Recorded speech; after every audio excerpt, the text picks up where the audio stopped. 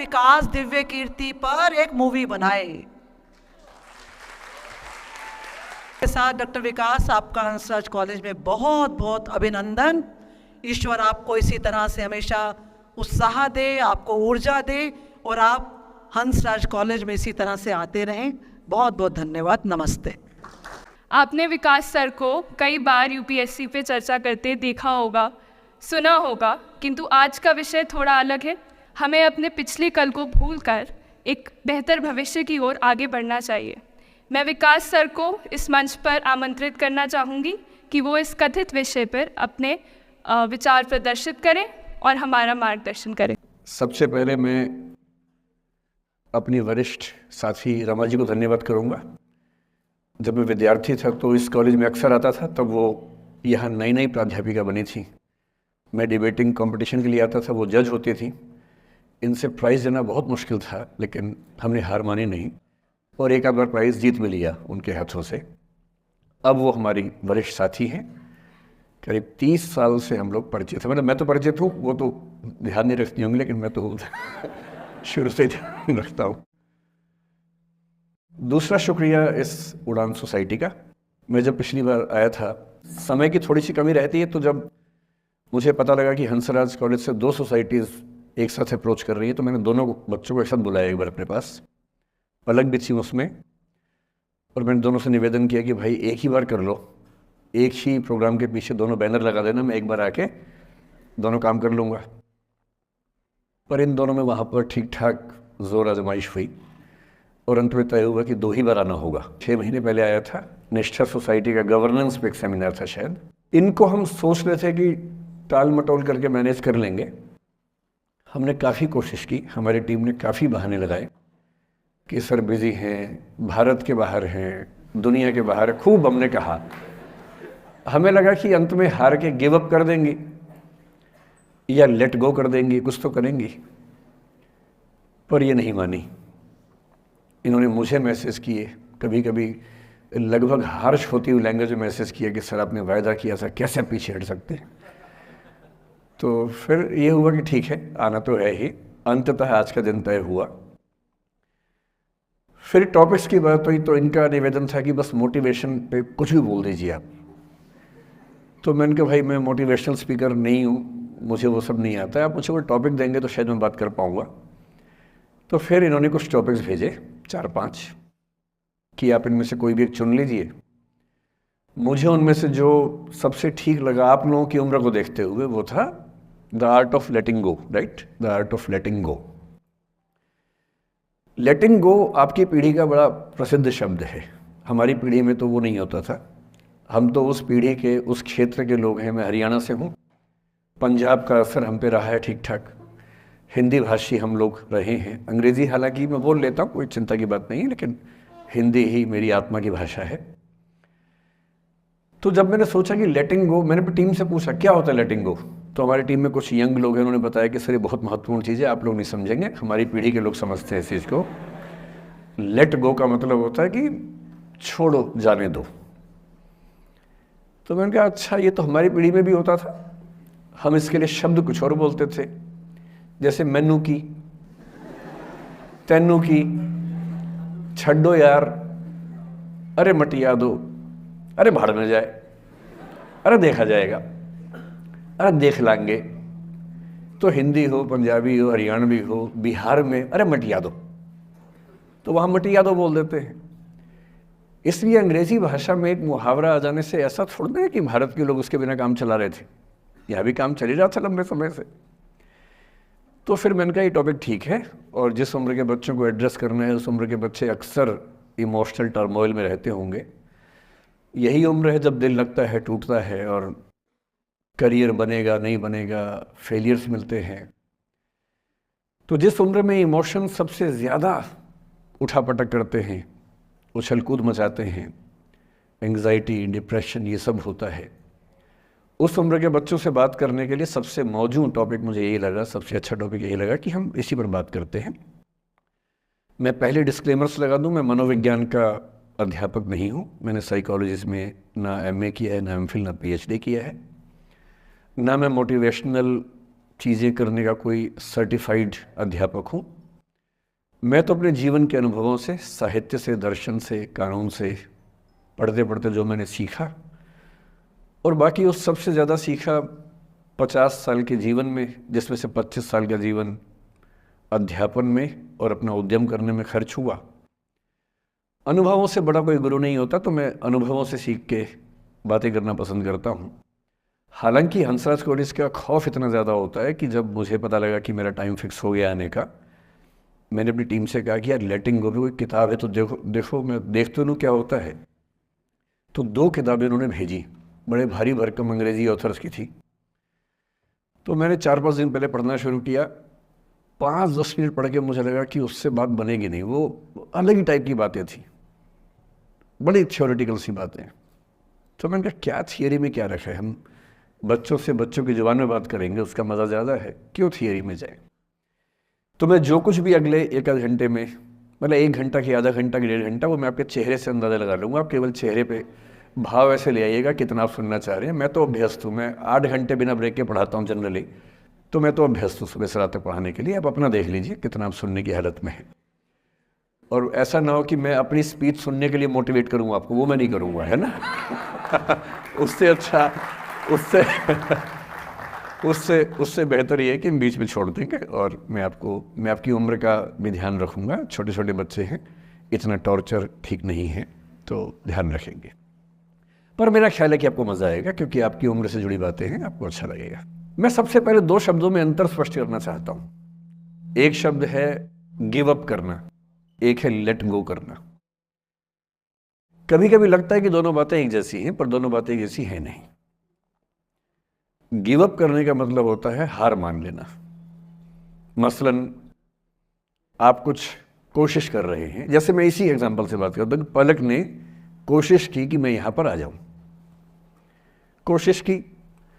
और मैं ये नहीं कहना चाह रहा कि मैं बहुत व्यस्त आदमी हूँ, लेकिन हाँ, व्यस्तताएं रहती हैं। मैं आजकल अवॉइड करता हूँ कि कहीं जाऊँ, क्योंकि पता नहीं पिछले 3 साल में ऐसा क्या हुआ, इन्विटेशंस इतने मुझे आने लग गए हैं। मैं 25 साल से पढ़ा रहा था, कोई पूछता भी नहीं था मुझे। ये कोविड में यूट्यूब में पता नहीं क्या हुआ है, अब पता नहीं कहाँ से इन्विटेशन आते हैं। कुछ तो ऐसी जगह से आते हैं जिससे कोई दूर दूर तक मेरा संबंध ही नहीं है। कोई बड़ी कंपनी है, उस कंपनी का इन हाउस प्रोग्राम है, कह रहे वहाँ के मोटिवेट कर। तो मैंने कहा यार मैं कैसे मोटिवेट कर दूँ मैं तो फिर अब हमने पॉलिसी बनाई है कि जितना कम हो सके उतना कम जाएं। रमा जी का आदेश तो मेरे सर माथे पर है, मेरी सीनियर है, मैं उनको मना नहीं कर सकता हूँ, लेकिन जनरली मैं कोशिश करता हूँ कि ना जाऊँ। अच्छा, मना करना खराब लगता है, तो हम क्या करते हैं कि धैर्य की परीक्षा लेते हैं। जैसे इनके लिए हमने सिंपल पॉलिसी है कि जब कोई बच्चा कहे आने के लिए, उसको बोलो कि सर 3 महीने फ्री नहीं है, 6 महीने फ्री नहीं है, 1 साल चंद्रमा पर गए हुए हैं। कुछ ऐसा वैसा बोल के टालो, किसी का दिल भी ना दुखे और मैं भी अपना समय बचा लूँ। तो हमने इनको बहुत परेशान किया, 3 बार 4, मतलब किया तो मेरी टीम के मेंबर ने, पर मेरे निर्देश पे किया, तो आप उनको मत कुछ कहिएगा, मैंने कहा था। तो 3 बार 4 बार 5 बार टाला, नहीं हो पाएगा, कोशिश करेंगे, अच्छा देखते हैं, नहीं हो पा रहा, ऐसे करके। अब इनके सामने 2 ऑप्शंस थे। एक ऑप्शन ये था कि हार मान लेती और अंत में बोलती कि चलिए कोई बात नहीं, दुख हो रहा है हमें। ये होता है गिव अप करना। एक दूसरा चांस भी होता है, दूसरा स्टैंड भी होता है कि कोई चीज़ आप हासिल करना चाह रहे हैं, आपको नहीं मिल रही। मसलन ये मुझे बुलाना चाह रही है, मैं नहीं आ रहा, मैं बिना बात के भाव खा रहा हूँ, नहीं आ रहा हूँ। और एक समय के बाद ये इस मूड में आ जाती कि भाड़ में जाओ, नहीं यार तो भाड़ में जाओ, तुम जैसे बहुत देखे हैं, एक ढूंढेंगे 100 मिल जाएंगे तुम्हारे जैसे, क्या समझते हो अपने आप को। और फिर मैं कहता मैं आना चाहता हूँ, कहते नहीं हम नहीं बुलाएंगे आपको। ये होता है लेट गो करना। क्यों किसी को इतना भाव देना है भाई? अगर कोई चीज़ नहीं हासिल हो रही तो भाड़ में जाए। क्यों किसी के लिए फ्रस्ट्रेशन झेलनी है, क्यों परेशान होना है? गिव अप करने में और लेट गो करने में इतना ही अंतर है कि आपने हार मान ली या आपने जेहन से निकाल दिया, दिमाग से ही निकाल दिया। किसी चीज़ को दिमाग से निकाल देना लेट गो करना है। किसी चीज़ के लिए कोशिश करते करते हार मान लेना और उस हार की फ्रस्ट्रेशन के साथ जीना गिव अप करना है। मुझे खुशी है कि आपकी मोटिवेशनल सोसाइटी के मेंबर्स कम से कम गिव अप नहीं करते, अच्छा वो लेट गो भी नहीं किया मुझे, वरना मेरा सम्मान बच गया। और ये अच्छा है कि इसी विषय पर हम बात करना चाह रहे हैं। मैंने इस बीच में ये भी सीखा कि आपकी उम्र के बच्चों को कुछ भी बताने का सबसे अच्छा तरीका है कहानियाँ सुनाना। और आपकी उम्र की बात नहीं है, लिंक्डइन पर आप भी शायद होंगे, मैं भी वहाँ पर हूँ, जो प्रोफेशनल्स का प्लेटफॉर्म सबसे अच्छा माना जाता है। मैंने देखा कि आजकल जो बड़ी बड़ी कंपनियों के सीईओ हैं या CXOs कहते हैं, CFO है, CTO है या CHRO है, जो चीफ ऑफिसर्स होते हैं किसी कंपनी के, उनके लिए स्पेशल कोर्सेज चलते हैं स्टोरी टेलिंग के। और उसमें मान लिया गया है कि अगर आप किसी कंपनी के CEO बनना चाहते हैं तो बेसिकली जो स्किल आपको आनी चाहिए वो स्टोरी टेलिंग की आनी चाहिए। आप कहानी सुना सकते हो। मैं सच्ची कहानियाँ सुनाना पसंद करता हूँ, झूठ बोलने से बचता हूँ। मैं आपको 3-4 छोटी छोटी कहानियाँ सुना रहा हूँ। ये सारी कहानियाँ सच्ची हैं, 1-1% सच्ची हैं, पर मैं किसी का नाम नहीं लूँगा। जिनकी कहानी है उनका नाम नहीं लूँगा, उनकी प्राइवेसी का मामला है। पर हाँ, सच्ची कहानियाँ हैं। अच्छी बात है कि इन कहानियों के किरदार हम लोग नहीं बने, ईश्वर करे हम कभी ना बने, लेकिन कहानियाँ सच्ची हैं। जब मैं दिल्ली आया था 1990 में, मैं हरियाणा के एक शहर से, भिवानी से दिल्ली आया था पढ़ने के लिए। मेरे ड्रीम कॉलेज में हंसराज भी एक था, पर मेरा संयुक्त से मेरा एडमिशन जाकिर हुसैन में हुआ। मेरे अंक ठीक थे, यहाँ हो सकता था, पर मैं तो नई दिल्ली स्टेशन पे उतरा, बाहर निकला, पता लगा वहीं एक कॉलेज है, वहीं एडमिशन ले लिया मैंने। तो लोगों ने कहा कि यार कैंपस बड़ा अच्छा होता है। मैंने कहा क्या फ़र्क पड़ता है, कॉलेज कॉलेज होता है, छड्डो, यही छड्डो में सिखाने आया हूँ आप लोगों को। ठीक है, स्टेशन से निकले वहीं कॉलेज है, मैंने घर जाना होगा तो आराम से कॉलेज से निकल जाएंगे, क्या रखा है कैंपस में। पर मेरा एक दोस्त जो मेरे साथ ही आया था उसी शहर से, उसने एडमिशन हंसराज कॉलेज में लिया। मैं और वो स्कूल के डिबेटर्स थे। डिबेटिंग में हम लोग स्कूल टाइम से काफ़ी एक्टिव थे। DU में आए तो यहाँ भी एक्टिव रहे। DU में मैंने करीब 5 साल डिबेटिंग की और मेरा ख्याल है कि लगभग 300-400 डिबेट्स मैंने जीती होंगी DU में, कुछ हारी भी होंगी, लेकिन मैंने खूब डिबेट, वो मेरा दरअसल दाना पानी था, रोजी रोटी मेरी वही थी कॉलेज के दिनों में। घर से पैसे मैं लेता नहीं था, मिलते भी नहीं थे, लेना क्या था, मतलब ऐसी स्थिति भी नहीं थी उस समय मेरे घर में कि मिल सके। तो डिबेटिंग मेरा रोजगार था, एम्प्लॉयमेंट था, मेरा उससे काम चल जाता था आराम से। उसका भी चल जाता था, वो हंसराज से था, मैं जाकिर हुसैन से था। हम खूब डिबेट्स में मिलते थे। अक्सर ट्रॉफी या तो हम जीतते थे या वो जीतता था, कोई भी जीते रूम पे ही आती थी क्योंकि हम रूममेट्स थे, एक साथ ही रहते थे। वो मुझसे योग्यताओं के मामले में 21 था, बल्कि अगर वो 21 था तो मैं 15 ही रहा हूँगा या 12 रहा हूँगा, 22 या 21 तो नहीं रहा हूँगा। मुझसे बेहतर था योग्यताओं में, बड़ा अच्छा व्यक्ति था। ग्रेजुएशन के बाद मैंने MA हिंदी साहित्य में एडमिशन लिया, जबकि BA ऑनर्स हिस्ट्री में किया था मैंने। उसने तय किया कि वो कुछ और करेगा, प्रोफेशनल कोर्स करेगा, नौकरी करेगा, तो वो चला गया दिल्ली से। मैं दिल्ली में रहा। फिर मैं MA के बाद तैयारी करने लगा UPSC की। तब तक मैं UGC JRF कर चुका था। पहला अटैम्प्ट दिया, प्रीलिम्स हो गया। मेंस मेरा 96 के मेंस की बात कर रहा हूँ, मेंस शुरू होने वाला था, 2 दिन रह गए थे। करीब 10 दिन पहले वो मेरे पास आया हुआ था दिल्ली में, मिलजुल के अच्छे से बात कर गया था। उन दिनों उसका एक प्रेम संबंध कहीं हमारी ही एक मित्र के साथ चल रहा था। हम सब दोस्त थे, तो उनमें से 2 लोगों का आपस में का अफेयर था। मुझे नहीं पता क्या हुआ, लेकिन मेरे मेन एग्ज़ाम से 2 दिन पहले रात को 12 बजे एक फ़ोन आया और ये बताया गया कि मेरे दोस्त ने फंदा लगा के अपनी जीवन लीला समाप्त कर ली है। वो दिल्ली से दूर था कहीं, और जिस व्यक्ति के बारे में मेरी राय ये थी कि उतना जीवट वाला व्यक्ति कोई हो नहीं सकता, जो ज़िंदगी से हार सकता ही नहीं, जिसके होने से कई लोग हमेशा जीता हुआ महसूस करते हैं, वो चुपचाप एक बंद कमरे में ज़िंदगी से हार गया। मैं आज तक नहीं समझ पाया कि ऐसा कैसे हुआ। बाद में टटोला, उसके पेरेंट्स से बात हुई, भाई से बात हुई। उन्होंने उसकी याद में एक सोशल वर्क शुरू किया ताकि किसी और बच्चे को ऐसा ना करना पड़े। तो जो हल्का हल्का अनुमान हुआ वो है कि शायद कुछ ऐसा था रिलेशनशिप में जो नहीं संभल पाया था। और रिश्ता टूट ना जाए इसका दबाव बहुत ज़्यादा था और वो दबाव झेल नहीं पाया। इस उम्र में ऐसा फेज़ आता है, कई बार आता है। ये एक कहानी है, हंसराज कॉलेज से ही जुड़ी है, इसलिए मैंने सोचा कि वहीं से बात शुरू करूँ। नाम जैसा कि मैंने कहा मैं नहीं बताऊंगा, तो नाम बताने का मतलब भी नहीं। और वो जिसकी मैं कहानी सुना रहा हूँ आप लोगों के जन्म से पहले की बात है। आप तो सब 21वीं सदी वाले बच्चे होंगे ना, जेन ज़ी होंगे आप सब लोग, तो ये तो बहुत पुरानी बात है। एक दूसरी कहानी सुनाता हूँ।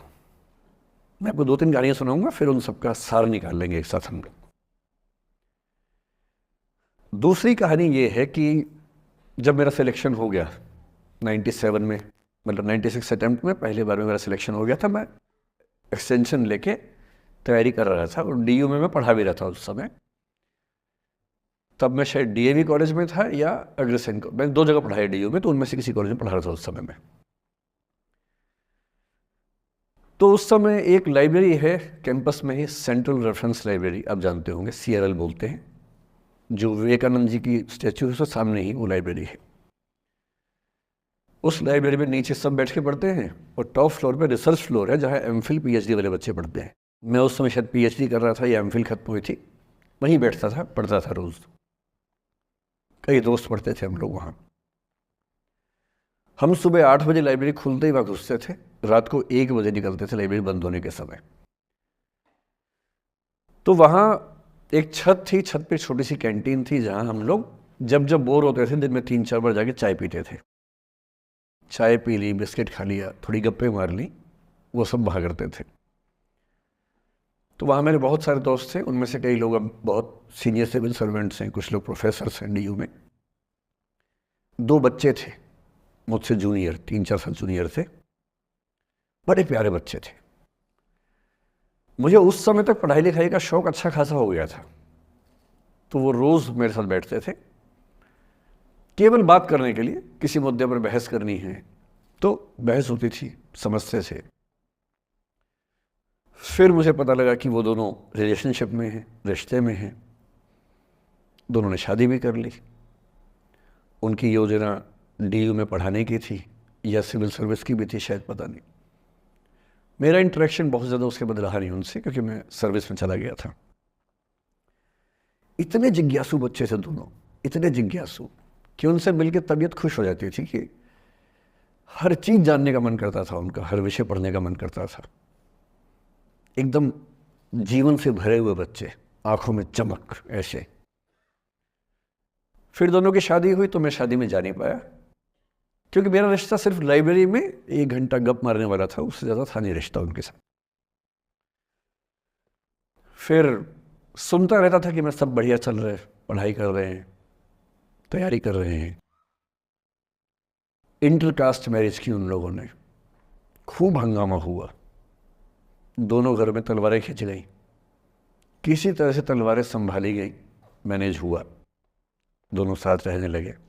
और फिर 3-4 साल के बाद एक दिन मैंने खबर सुनी कि उस बच्ची ने फंदा लगा के जीवन लीला समाप्त कर ली।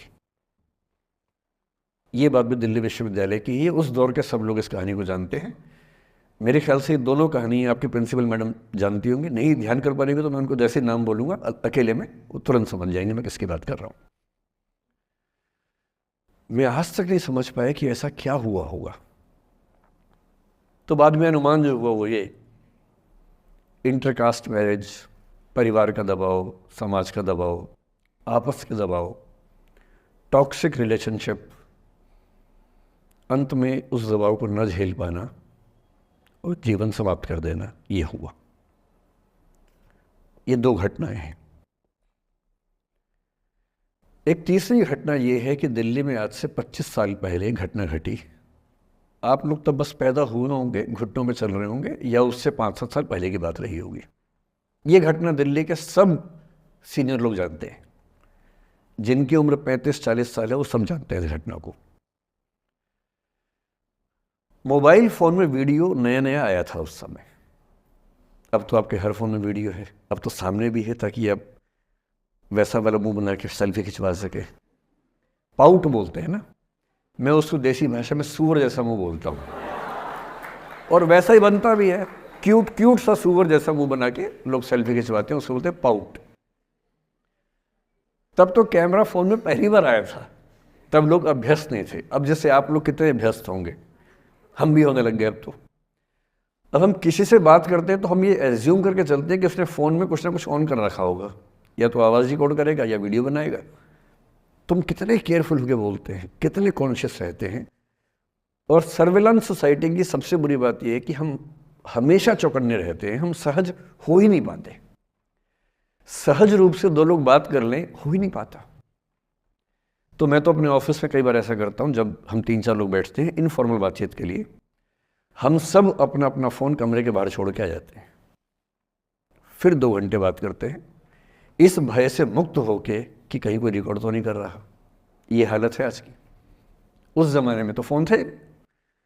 मोबाइल फ़ोन आया था भारत में लगभग 1995 के आसपास पहली बार। बड़ा महंगा था, 16 रुपये प्रति मिनट इनकमिंग, 16 रुपये प्रति मिनट आउटगोइंग, ये रेट से उस समय।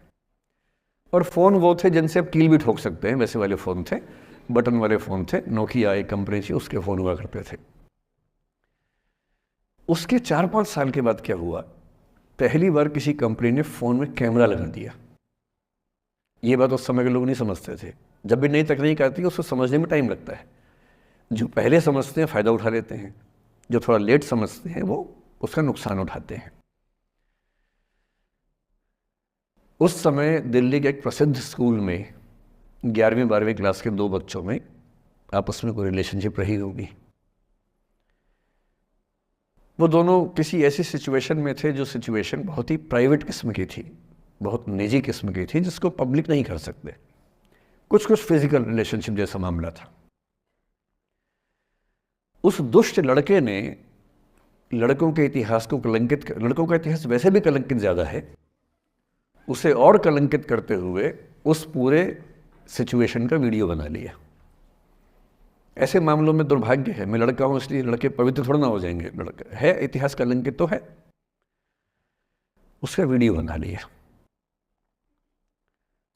और दुष्टता का चरम स्तर निभाते हुए वो वीडियो अपने एक दोस्त को शेयर कर दिया। ये कहे कि किसी और को दिखाना मत, जैसा कि होता है अफवाहों की दुनिया में। हर अफवाह एक व्यक्ति एक को ही बताता है, ये कह के किसी और को मत बताना, और अगला व्यक्ति भी अगले को यही कह के बोलता है किसी और को मत बताना।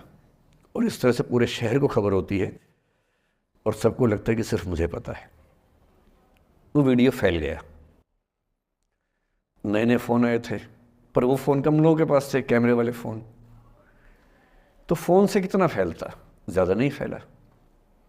लेकिन उस समय दिल्ली की एक कुख्यात मार्केट हुआ करती थी, पालिका बाज़ार, अभी भी है, पर तब वो कुछ और कामों के लिए कुख्यात हुआ करती थी। अब तो कपड़े मिलते हैं, तब कपड़ों के साथ कई चीज़ें और मिलती थी वहाँ। जैसे गंदी फिल्मों की सीडी चाहिए हो तो वहाँ मिलती थी, ग्रे मार्केट में चोरी छिपे। इस वीडियो को सीडी में कन्वर्ट करके लोगों ने वहाँ से खरीदा, लाखों करोड़ों की संख्या में।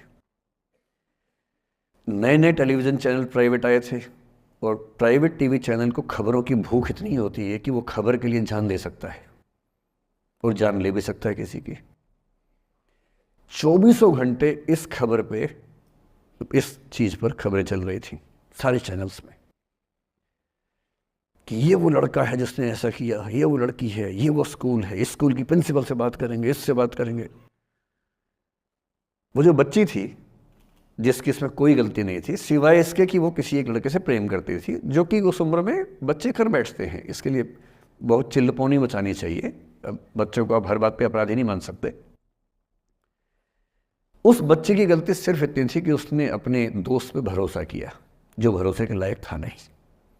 वो नीच किस्म का व्यक्ति था जिसने उस संबंध की गरिमा को समझा नहीं। उस बच्ची के घर के बाहर 24 घंटे न्यूज़ चैनल से कैमरे खड़े रहे। घर से कोई भी निकले 50 कैमरे पीछे, आप बताइए आपकी बेटी कैसी है, आप बताइए आपकी बहन कैसी है। अंत में उस पिता ने अपनी बच्ची को इस देश से बाहर भेज दिया। उसके कुछ दिन बाद की जो खबर टीवी चैनल से नहीं दिखाई, उसके पिता ने आत्महत्या कर ली। ये तीसरा इंसिडेंस है। ये सारी खबरें सच्ची बता रहा हूँ मैं, इनमें से एक भी झूठ नहीं है। झूठी कहानियों से मोटिवेशन दिया जा सकता है, मैं जानता हूँ, पर जब सच्ची कहानियां हैं तो मैं झूठ क्यों बोलूँ? सारी सच्ची कहानियां बता रहा हूँ मैं आपको। एक चौथी कहानी जो आप में से कई लोगों की होगी। मेरा एक स्टूडेंट है, सिविल सर्वेंट है, सीनियर लेवल पे है, करीब 40 साल का है। उसने आज तक शादी नहीं की। क्या उसकी शादी करने की इच्छा नहीं थी? पूरी इच्छा थी। फिर क्यों शादी नहीं की? भाई कुछ लोग तो होते हैं कि शादी करनी ही नहीं, कोई मिशन है। योगी जी हैं, मोदी जी है, ठीक है, उनका तो मिशन है। ममता जी है, उनका मिशन है। पर जिसका जीवन में ऐसा कोई मिशन नहीं है और जिसको प्रेम करने का मन भी करता हो, वो तो शादी करता है आमतौर पे। उसने शादी क्यों नहीं की जानते हैं?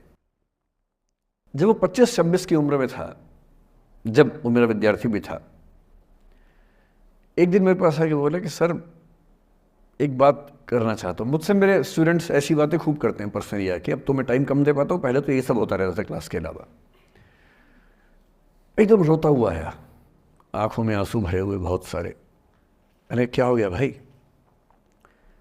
तो फिर उसने किसी का नाम बताया कि सर वो भी मेरी स्टूडेंट थी, कि सर उसके साथ रिलेशनशिप थी, उसने धोखा दिया है मुझे। अच्छा, धोखा देने वाली कहानियाँ मुझे बहुत अपील नहीं करती। मेरा मानना है कि दोनों पक्षों की गलतियाँ होती हैं। आप केवल अपने पर्सपेक्टिव से सोच सोच के धोखा करते रहते हैं, ऐसा थोड़ा ना होता है भाई। कुछ तो मजबूरियाँ रही होंगी, कोई यूं ही बेवफा नहीं होता, कुछ तो वजह होगी ना। आप थोड़ा उसकी वजह, उसका भी तो, उसकी कहानी भी तो सुनिए। और मैं जब जब दोनों कहानियाँ सुनता हूँ मुझे लगता है कि मामला ग्रे है। आप किसी एक पे उंगली उठा ही नहीं सकते कि इसने ऐसा किया। दोनों की गलतियाँ होती हैं, ऐसा थोड़ा ना कि एक की होती है। बहरहाल इन भाई साहब को ऐसा लगा कि धोखा हो गया उनके साथ। तो मैंने कहा चलो कोई बात नहीं यार, हो गया तो हो गया, तू नहीं कोई और सही, ऐसा क्या है। इतनी बड़ी दुनिया है, 8 अरब की आबादी अब है, उस समय भी 6-7 अरब तो थी। मैंने कहा 3.5 अरब 350 करोड़ में कोई तो होगी तुम्हारे लिए, ऐसा क्या है, कोई और देखेंगे। पर वो थोड़ा ज़्यादा सेंटिमेंटल था उस समय। धीरे धीरे पता नहीं उसके मन में क्या बैठ गया, उसके मन में ये बैठा कि दुनिया की सारी लड़कियां धोखेबाज होती हैं। ऐसे मूर्खों की कमी नहीं है दुनिया में, ऐसे बहुत मूर्ख हैं। दर्शन की दुनिया में इसे अवैध सामान्यीकरण कहते हैं, इलिसिट जनरलाइजेशन। इसका मतलब बहुत छोटे सैंपल के बेस पे ये समझ लेना कि ये थियरी पूरे ब्रह्मांड पर लागू होती है।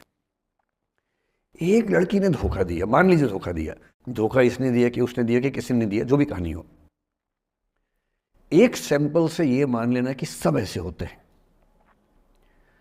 और उसके बाद से उसने कम से कम 10 बार कोशिश की, 10 लोगों से मिला, बातचीत की शादी के लिए। डेटिंग तो क्या करेगा 40 की उम्र में, लेकिन हाँ बातचीत करके देखा कि शायद रुचियाँ मिल जाएं, स्वभाव मिल जाए तो शादी के बारे में सोचें।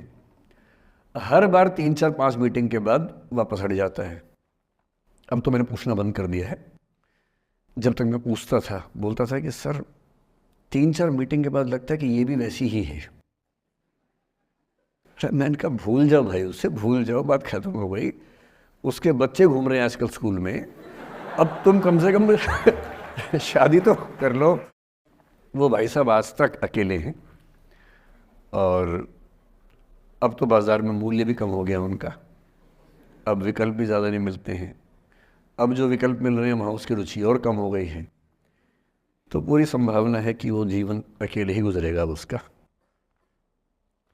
एक अंतिम एग्जाम्पल देके फिर मैं निष्कर्ष की तरफ बढ़ूँगा। मैं एक IAS ऑफिसर को जानता हूँ, 2 IPS को जानता हूँ, बहुत योग्य लोग, देश के सबसे अच्छे संस्थाओं से पढ़े हुए लोग, प्रॉपर IAS प्रॉपर IPS में नौकरी करने वाले लोग, और इन तीनों ने अपना जीवन समाप्त कर लिया नौकरी में रहते हुए। क्यों? क्योंकि नौकरी और घरेलू जो दुविधाएं थी उनको झेल नहीं पा रहे थे, ना झेल पा रहे थे, ना भूल पा रहे थे। लेट गो नहीं कर पाए तो गिव अप कर दिया। और इसलिए मुझे अक्सर लगता है कि जितनी चीज़ें हम सिखाते हैं बच्चों को, हिस्ट्री, इकोनॉमिक्स, लिटरेचर, वो सब ठीक है, उनका भी महत्व है। शायद उससे ज़्यादा महत्व इस चीज़ का है कि ये समझें कि अपने इमोशंस को कैसे मैनेज करना है। जब जीवन में ऐसा लगे कि सब खत्म हो गया है, जब जीवन में लगे कि बहुत टॉक्सिक किस्म की लाइफ हो गई है, उससे बाहर कैसे निकलें, शायद ये सबसे महत्वपूर्ण लेसन होता है जो हम सबको सीखना चाहिए। मैंने कहीं से सीखा नहीं है, ना मैंने ऐसी किताबें पढ़ी हैं। हालांकि मैंने 2 किताबें मंगवाई हैं पिछले हफ्ते, पढ़ी नहीं है अभी तक, तो मैं किताबों के बेस पे नहीं जानता कैसे सीखते हैं, लेकिन ज़िंदगी से तुम सीख सकते हैं। इन कहानियों का सबका एक ही सार है, वजह अलग अलग है। एक व्यक्ति ने इसलिए अपना जीवन समाप्त किया कि वो रिश्ता उसके हाथ से छूट रहा था।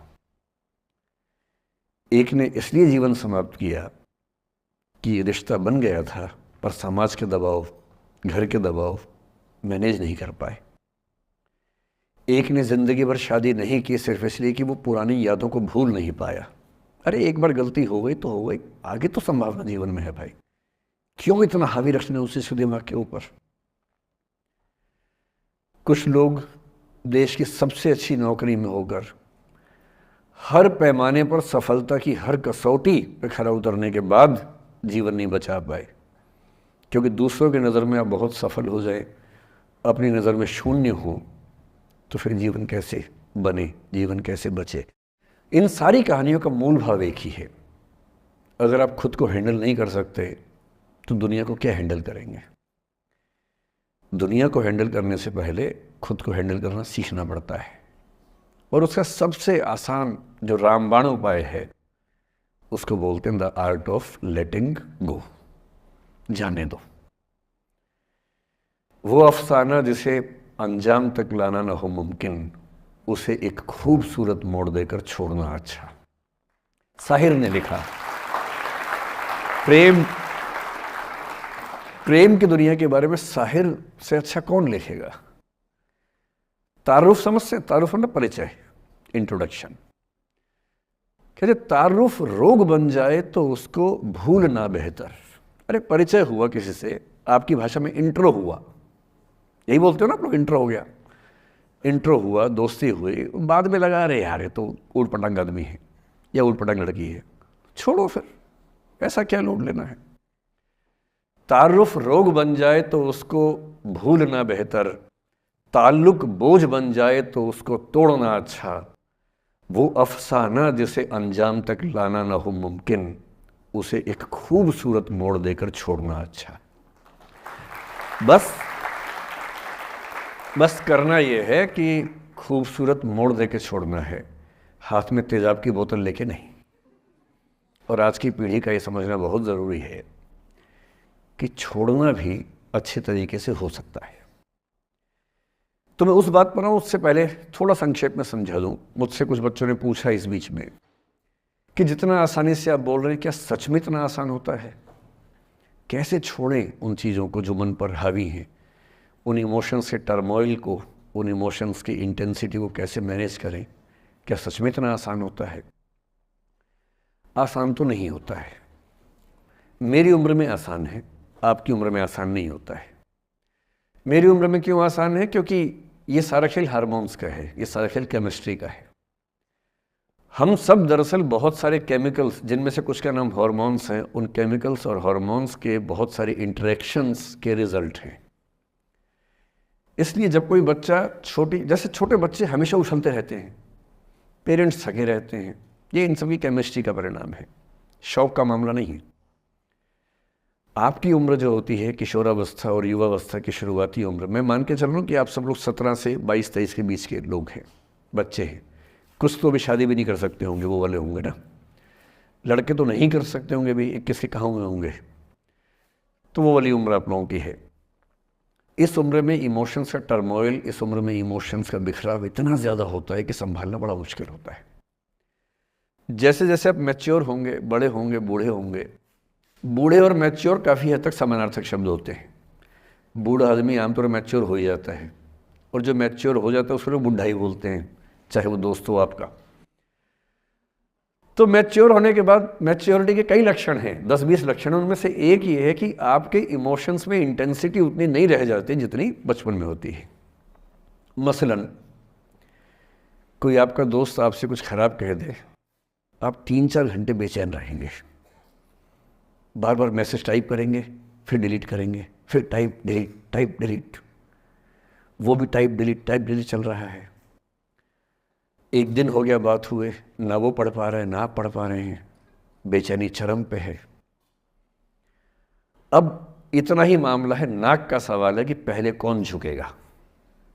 सारे संबंधों में स्तर इसी बात से तय होता है कि पहले कौन झुकेगा, और जो एक आध बार झुक गया वो जिंदगी भर झुकता है उसके बाद।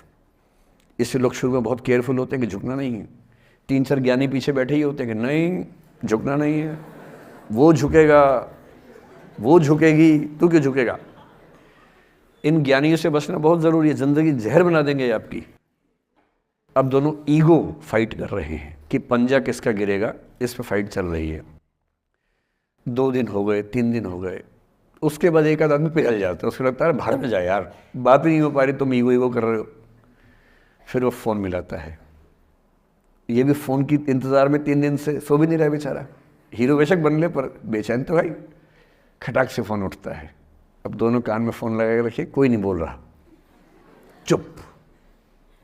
क्या बातचीत चल रही है सोचिए, एक भी शब्द नहीं, एकदम चुप। थोड़ी देर के बाद कंफर्म करने के लिए कि है भी या नहीं, एक बोलता है हेलो, वहाँ से आवाज़ आती है कोई एक मैं थोड़ा ऐसी जोकर टाइप की बात करता हूँ, मुझे मोटिवेशनल स्पीकर ना समझे आप लोग, मैं ऐसी हंसी मजाक ही करना आता है मुझे, वही मैं करता हूँ। लेकिन इससे आप ये ना सोचिए कि मुझे पढ़ाना नहीं आता, मैं पढ़ा भी लेता हूँ इसके लिए मुझे वो भी आता है, लेकिन अभी क्योंकि आप बच्चे छोटे हैं तो मैं आपके साथ वैसी बात ही कर रहा हूँ। अब ये सब चल रहा है। अब इसमें अगर कोई एक व्यक्ति झुक गया, बात आगे हो गई तो हो गई, वरना कई रिश्ते ऐसे भी होते हैं जो इसी बिंदु पे खत्म हो जाते हैं कि तेरा भाई नहीं झुकेगा, भाभी झुकेगी, और उधर जीजू झुकेंगे, दीदी नहीं झुकेगी, जीजू झुकेंगे, दीदी क्यों झुकेगी, और ना जीजू झुक रहे ना भाभी झुक रही और उस चक्कर में जो अभी बेचारा रिश्ता बना भी नहीं था, वही वो ज़मींदोज़ हो गया, वही वो ख़त्म हो गया। पर ठीक है, हो गया तो हो गया, भाड़ में जाए, ऐसा क्या है, डर किस बात का है इसमें। लेकिन मैं फिर भी आपसे कहूँगा, मेरी उम्र में क्या होता है, जैसे मुझे कोई फ़ोन करे कि मैं आपसे बहुत नाराज़ हूँ, तो मैं कहता हूँ अच्छा ठीक है, कल बात करेंगे। नहीं, मैं आपसे बहुत नाराज़ हूँ, मेरा दिल टूट गया है। मैं कहता हूँ देखो मुझे नींद आ रही है अभी, let me sleep, we will talk tomorrow, you just do one thing, write down all the points and we will discuss in the morning. When I come to office, you come to my cabin and we will discuss. Don't worry, I'll find out the solution for you. कह रहे हैं आप कैसी बात कर रहे हैं, मैं ना सो पा रहा हूँ ना मैं जाग पा रहा हूँ। तो मैंने कहा that is your problem. मैं तो सो भी रहा हूँ जाके, ये तो कोई दिक्कत नहीं हुई भाई। तो मैं तो ऐसा हो चुका हूँ कि दुनिया में कुछ भी हो जाए मुझे टाइम पे नींद आ जाती है, कुछ भी हो जाए। मतलब एक आध, अब जैसे मेरी माता जी की मृत्यु हुई तो मुझे नींद नहीं आई कुछ दिनों तक, ठीक बात है, नहीं आनी चाहिए उस समय, तब भी आ गई तो फिर इंसान और पत्थर में क्या अंतर बचा, सीधी सी बात है। But keeping aside those rare instances, कोई कुछ भी कर ले हमें तो बढ़िया नींद आती है। और मैं ये कहना चाह रहा हूँ, मैंने ये सीखा है अपने पिताजी से, और सीख सकते हैं इसको, ये केवल तुक्के की बात नहीं है, सीख सकते हैं। मेरे जो पेरेंट्स हैं, पिताजी और माँ, वो एक अनूठा कॉम्बिनेशन है। अच्छा, किसी शादीशुदा जोड़े से अकेले में बात करके देखिए, जब वो कंफर्टेबल हो आपके साथ, आप उनको बोलिए कि मुझ में और मेरी पत्नी में, या मुझ में और मेरे पति में ज़्यादा चीज़ें मैच नहीं होती हैं। सीरियस होकर बोलना, मजाक के मूड में नहीं, सीरियस मुंह बना के बोलिए, थोड़ा भरोसे में लेके। दुनिया का हर जोड़ा आपसे बोलेगा आप में तो फिर भी कुछ मैच होता है, हम में तो कुछ मैच नहीं होता, एक भी मैच, सारे जोड़े ऐसे ही चल रहे हैं, सबको लगता है कि उसका घर बढ़िया चल रहा है, मेरा ही ठीक नहीं चल रहा, क्योंकि उसका घर आपने फेसबुक पे देखा है, अच्छी अच्छी फोटो देखी हैं। 24 घंटे में से जो 2 अच्छे मिनट आए थे, उसमें ली गई 25 फोटो में से बेस्ट फोटो फेसबुक पे आई थी। और अपने घर में आप बाकी 24 घंटे में से 2 मिनट छोड़ के बाकी देख रहे हैं, तो दूसरे का घर हमेशा अच्छा लगता है कि यार लाइफ हो तो उनके जैसी हो। तो हमारे माता पिता भी स्वभाव उनका भी थोड़ा अलग रहा, सबका है, हमारा भी है। तो मेरे पिताजी हैं मस्त मौला आदमी, जैसे कबीरदास एकदम फक्कड़ मस्त मौला आदमी, भाड़ में जाए दुनिया उस मूड में रहते हैं, नुकसान हो जाए भाड़ में जाए। गीता का सार उन्होंने अपने मन में बिठा लिया है। उनका बड़े से बड़ा नुकसान हो जाता है तो क्या बोलते हैं, हमारा क्या था जो लाए थे, जो लिया यहीं से लिया, जो दिया यहीं दिया, साथ लेके क्या जाना है, बात खत्म। कोई टेंशन ही नहीं उनको।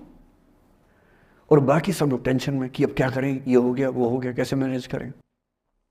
मेरी माँ को तनाव हो जाता था, और जब पिताजी ऐसे हो तो माँ को तनाव होगा, सीधी सी बात है। अगर माँ वैसी होती पिताजी तनाव में रहते हैं, तो सामान्य बात है। जब घर में एक व्यक्ति मस्त मौला हो तो बाकी लोग तनाव तो फिर बांटेंगे ना आपस में। वो बड़ा तनाव में रहती थी, उनको घर की चिंता, बच्चों की चिंता बहुत सताती थी। पिताजी भी चिंतित थे बच्चों को लेकर, जैसे कोई पिता होता है, पर उनकी नेचर थी कि ठीक है देख लेंगे जो होगा, अरे देख लेंगे, अरे भाड़ में जाओ, उस मूड में रहते हैं, आज भी रहते हैं। मेरी माँ 73 की उम्र से कुछ महीने पहले चल बसी, उनका जीवन समाप्त हुआ। मतलब मुझे नहीं पता कि जीवन क्यों समाप्त होता है, क्योंकि बड़े बूढ़े कहते हैं कि हर व्यक्ति के सांस का इतिहास है, सांसें लिखी हुई हैं ईश्वर ने, उतनी सांसें मिलेंगी। मुझे बहुत भरोसा इस बात में है नहीं, क्योंकि भगवान ऐसा क्यों करेगा कि जापान में सांसें ज़्यादा लिखेगा और अफ्रीका में कम लिखेगा? भगवान ऐसा क्यों करेगा? और अगर सांसें पहले से लिखी हुई हैं तो हमारी जीवन प्रत्याशा क्यों बढ़ती जा रही है? अगर सांसें पहले से फिक्स हैं तो आज़ादी के समय से लेकर आज के 70 साल में जीवन प्रत्याशा लगभग 2.5-3 गुना बढ़ गई। और हम ये भी कहते हैं कि लोग खराब हैं। अगर लोग बुरे हैं तो जीवन छोटा होना चाहिए कर्मों के हिसाब से। लोग खराब हैं और जीवन बड़ा होता जा रहा है। तो मुझे उन मान्यताओं में बहुत भरोसा है नहीं कि सांसें लिखी हुई हैं। अगर सांसें लिखी होती तो मनुष्य की औसत आयु 25 साल से ऊपर नहीं होनी चाहिए थी, 25-30 मैक्सिमम। और हम 70-80 साल धूमधाम से जी रहे हैं, जिसका मतलब है कि ये भगवान से ज़्यादा इंसान ने लिखा है, मेडिकल साइंस ने लिखा है, वैज्ञानिकों ने लिखा है। और मैं ऐसा व्यक्ति हूँ, मैं बहुत धार्मिक व्यक्ति हूँ नहीं, और मैं इसको छिपाता भी नहीं हूँ। मैं बहुत छिप छिप के बहुत जी लिया। अब मैंने ठान लिया कि मैं जैसा हूँ वैसा रहूँगा। ना मुझे किसी पार्टी से मतलब है, ना किसी विचारधारा से मतलब है। मैं विचार वाला आदमी हूँ, धारा वाला नहीं हूँ। जिसको धारा में बहना है बहे, हम तो अकेले चलेंगे, विचार के साथ चलेंगे।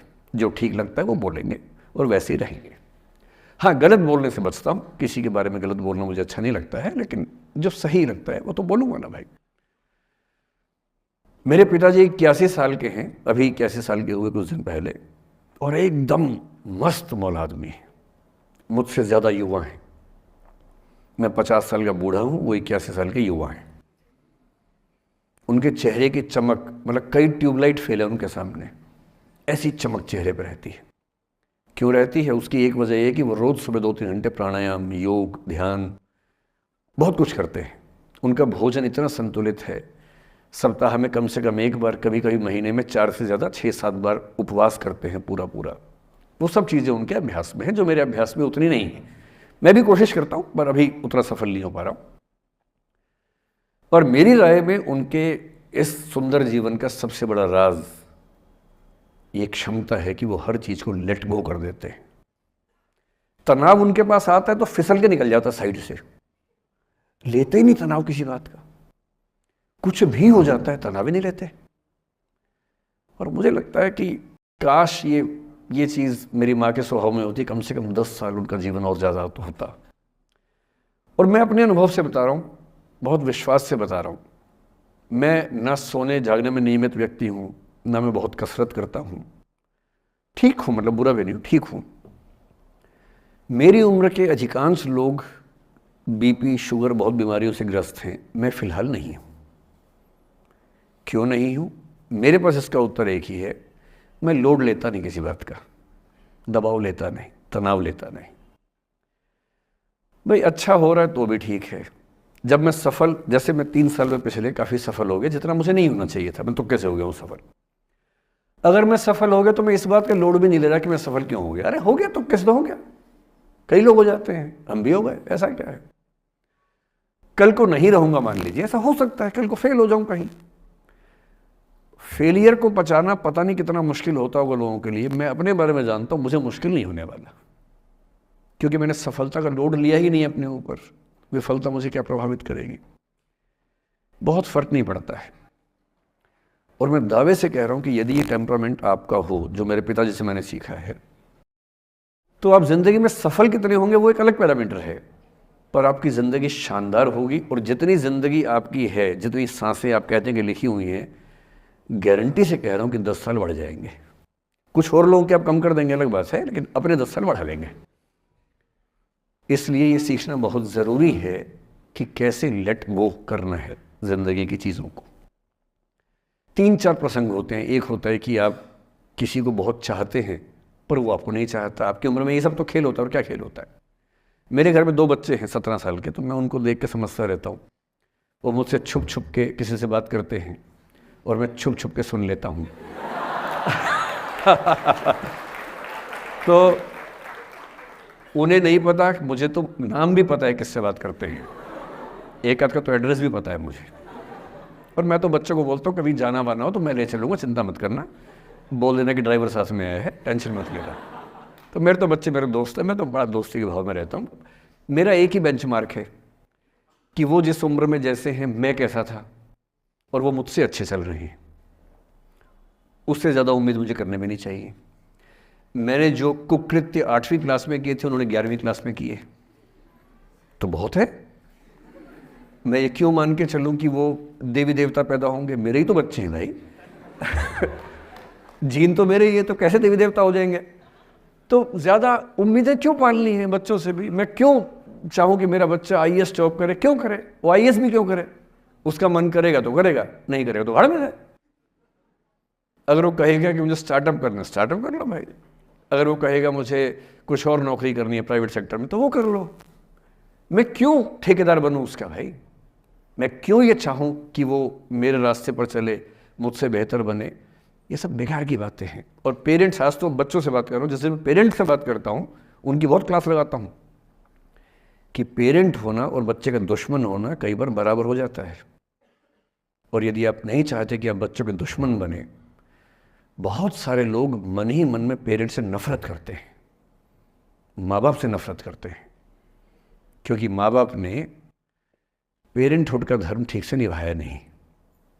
उन्होंने इतनी इच्छाएं थोपी, इतने दबाव बनाए कि बच्चों को ज़िंदगी कई फैसले इस दबाव में करने पड़े कि मेरे पेरेंट्स ये चाहते हैं, वो बन ही नहीं पाए जो वो थे। और दुनिया में सबसे बुरी स्थिति है वो न हो पाना जो आप हैं। अपनी सहजता से दूर होना, इससे बड़ी बुरी कोई स्थिति नहीं। साहित्य में इस पर खूब लिखा गया है। कामायनी एक रचना बड़ी प्रसिद्ध है जयशंकर प्रसाद की, उसमें मूल समस्या ही ये है, ज्ञान दूर कुछ क्रिया भिन्न है, इच्छा क्यों पूरी हो मन की, एक दूसरे से न मिल सके यही विडंबना है जीवन की। आपका दिमाग कुछ कहता है, दिल कुछ कहता है, कर कुछ हो रहे हैं आप। जिस व्यक्ति का दिमाग, दिल और हरकतें आपस में कनेक्टेड हैं, कंसिस्टेंट हैं, उससे ज़्यादा सुखी कोई मनुष्य नहीं है। इसलिए मैं अक्सर कहता हूँ कि आप खुश हैं या नहीं, इसका सबसे बड़ा पैरामीटर ये है, आपका दिमाग, आपका दिल, आपकी हरकतें, आपके एक्ट्स अगर कंसिस्टेंट हैं, कोहेरेंट हैं, कनेक्टेड हैं, इंटीग्रेटेड हैं, तो आपसे ज़्यादा सुखी कोई नहीं है। और यदि आप पूरी ज़िंदगी केवल निभाने में खर्च कर देते हैं तो ठीक है, दुनिया की निगाह में आप सफल होंगे, पर किस दिन खबर आ सकती है कि अच्छे आदमी थे, नहीं झेल पाए, अंत में दिल का दौरा पड़ जाता है, BP हो जाता है, डायबिटीज़ हो जाता है। बच्चे बोलते हैं कि डायबिटीज़ चीनी खाने से होता है, बेकार बात है, डायबिटीज़ स्ट्रेस से होता है। डायबिटीज़ होने के बाद चीनी खाना मना है। चीनी खाने से आज से किसी को डायबिटीज़ नहीं हुआ है, डायबिटीज़ केवल तनाव से होता है। तनाव पहले ही दुनिया में इतने सारे हैं, नौकरी के तनाव, कितने झंझट दुनिया में हैं, उसके ऊपर से अपने स्वभाव से दूर होने का तनाव कितना बड़ा तनाव है, क्यों पालना चाहिए? तो मैं कुछ सूत्रों में आपको बात बताता हूँ। इस उम्र में आप कितना उसको फॉलो कर पाएंगे मुझे नहीं पता, लेकिन कोशिश करेंगे तो कुछ तो फ़ायदा होगा ही। पहला सूत्र मेरा आप लोगों के लिए ये है कि जब आप किसी को पसंद करें और वो आपको पसंद ना करे तो टेंशन नहीं लेनी है, तेज़ाब तो नहीं उठाना है। ठीक, कई लोग इस मूड में रहते हैं, मुझे पसंद नहीं करेगी, मैं राजा हूँ, मैं नवाब हूँ, मुझे पसंद नहीं करेगी। अरे तू क्या है भाई, नहीं पसंद हो तो नहीं पसंद हो, ये क्या बात हुई? सबसे पहले अपने अंदर से लोकतांत्रिक बनिए, डेमोक्रेटिक बनिए। जैसे आपको हक है किसी व्यक्ति को पसंद करने का, उसको भी हक है किसी को पसंद या नापसंद करने का।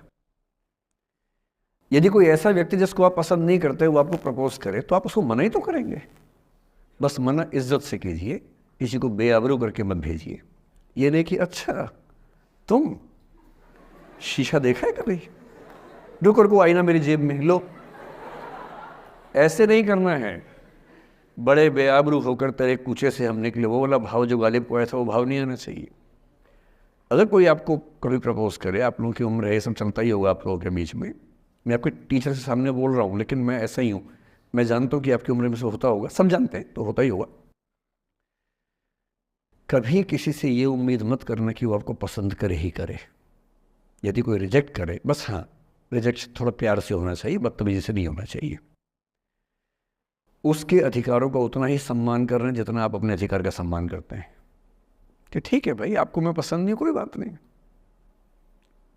तू नहीं कोई और सही, कोई और नहीं कोई और सही, बहुत लंबी है जमी मिलेंगे लाख हंसी, इस ज़माने में सनम तू अकेली तो नहीं। कितने लोग हैं दुनिया में, ऐसा क्या है? और मैंने बहुत प्यारे प्यारे बच्चों को देखा रोते बिलखते हुए कि मैंने उसको प्रपोज किया, उसने मुझे मना कर दिया। अंकल, छोटे छोटे बच्चे आजकल मुझे लव गुरु मानते हैं अपने आसपास, वो मेरे पास आके ऐसी ऐसी बातें बताते हैं बड़ी क्यूट तोतली आवाज़ में, मैंने उसको प्रपोज किया, उसने मुझे ऐसे वाली आवाज़ में एकदम रोते बिलखते हुए। तो मैं बोलता हूँ बधाई हो बहुत बहुत तुम्हें, कॉन्ग्रेचुलेशंस। मैंने अपनी ज़िंदगी में ऐसे 50 मामले देखे और 50 में से कम 49 मामले में जब कहीं दिल नहीं लगा, बाद में उससे बेहतर ही व्यक्ति मिला। अगर कभी ऐसा हो ना, मन ही मन में बधाई देना अपने आप को कि बच गया। हाँ बोल देता तो फंस जाती, हाँ बोल देते तो मर जाता। और मन में भाव वही रखना है, तो नहीं कोई और सही बात है, स्ट्रेस नहीं लेना है। मैं जानता हूँ कि आपकी उम्र में आसान नहीं होता, आपको रात रात भर सपने आएंगे, बेचैनी होगी, करवटें बदलते रहे सारी रात हम, आपकी कसम, ये सब ड्रामा होता है। ये फिल्मी गीत है, मुझे गीत कविता इतना याद है कि मुझे हर बात में वही दिमाग में आता है, मैं क्या करूँ। ये होता है आपकी उम्र में, पर वो भी एक फेज़ है। अगर ये फेज़ नहीं जिया तो भी क्या जीवन जिया। कभी कभी बेचैनी भी तो होनी चाहिए, वरना ज़िंदगी में मज़ा क्या है। अगर हर चीज़ लिनियर है, हर चीज़ फॉर्मुलाइज्ड है, फिर मज़ा क्या है ज़िंदगी में। ये उठापटक, ये बेचैनी, ये घबराहट, ये तनाव, संतरास भी तो होना चाहिए कभी कभी ज़िंदगी में। इससे बुरी स्थिति तब होती है जब आप किसी रिलेशनशिप में हैं और वहाँ ब्रेकअप हो जाए, ये भी होता है। देखिए, मैं आपको बड़ी खरी खोटी सुनाने के मूड में हूँ। जिस तरह का प्रेम आप लोगों की पीढ़ी में होता है, मैं ये नहीं कह रहा कि आपकी पीढ़ी ख़राब है, हर पीढ़ी ऐसी होती है, बस ये कि आपकी पीढ़ी को सुविधाएं ज़्यादा मिल गई हैं। हमारी पीढ़ी में ना चिट्ठी लिख के भेजनी पड़ती थी, बड़ा रिस्क होता था। चिट्ठी लिखो कागज़ पे, फिर एक डाकिया ढूंढो भरोसे का, तो भरोसे वाला कुरियर बॉय या कुरियर गर्ल जाके चिट्ठी वहीं दे के आए जहाँ हमने कहा है। ये भी डाउट कहीं किसी और को दे के आ जाए। या कबूतर से बात करो, कबूतर जा जा जा, पहले प्यार की पहली चिट्ठी साजन को दिया। कबूतर का क्या भरोसा किसको दे के आ जाए। लेकिन कितना तनाव था उस ज़माने में। आपके ज़माने में क्या है, सीधे व्हाट्सएप निकाला, खटाक से भेज दिया मैसेज, और नंबर किसी से मांग लिया 1 सेकंड में। नंबर भी नहीं देना है तो किसी कौन सी ऐप होती है, मैंने सुना कुछ और ऐप्स होती है, मेरा नंबर वाली भी होती है, इंस्टा होता है, एक और भी तो कोई होती है वो जिसमें कार्टून जैसा मुंह बन जाता है, स्नैपचैट। हाँ, स्नैपचैट पे चले गए, मैंने सुना है कि उसमें नंबर भी नहीं देना पड़ता है, ऐसा कुछ चक्कर है, वहाँ ढूंढ लिया। किसी को कुछ कन्वे करना इतना आसान दुनिया में कभी नहीं हुआ था जितना आज आसान है। इन सब के ऊपर टिंडर है, बम्बल है, पता नहीं क्या क्या है, राइट लेफ्ट करते जाना है, उसी में कहानी शुरू। पर ये कहानियाँ जितने हल्के तरीके से शुरू होती हैं, मैं दावे से कह रहा हूँ कि 100 में से 99 अट्रैक्शंस 1 से 2 महीने में ख़त्म हो जाते हैं। क्योंकि आप जिसके प्रति अट्रैक्टेड थे ना, वो तो उसका बाहर का परसोना था। जहाँ परिचय गहरा होता है, असलियत सामने आ जाती है, और जब असलियत सामने आती है झेलना बड़ा मुश्किल होता है। आपके सपने टूट जाते हैं।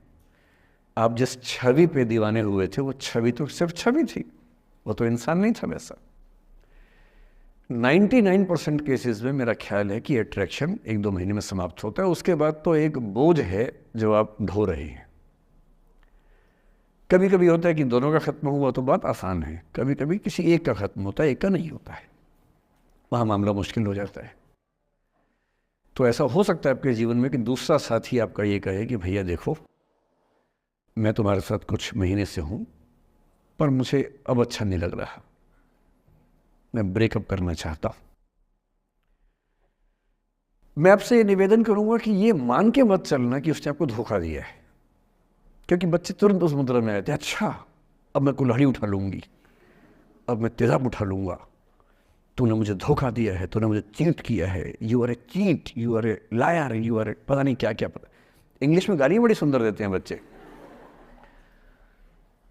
मैं ये कहना चाह रहा हूँ कि इस बात की संभावना मान के चलिए कि हो सकता है कि आपके साथ 2 महीने रहने के बाद सच में उसको ये लग जाए कि आपके साथ ट्यूनिंग ठीक नहीं है, या आपको लग जाए कि आपकी ट्यूनिंग उस व्यक्ति के साथ ठीक नहीं है। और किसी मुर्दा को अपने पास पकड़ के रखना उसका मज़ा नहीं है। आप किसी को बांध तो लेंगे, पर जब उसका दिल आपके पास है ही नहीं, दिल विहीन लाश अपने पास टिका के रखना, एक मुर्दे को बांध के रखना, इससे बेहतर है जाने दो। बांधना नहीं, बांधते वो हैं जिनमें असुरक्षा बहुत ज़्यादा होती है। उस असुरक्षा से बचने का उपाय खुद को बेहतर बनाना है।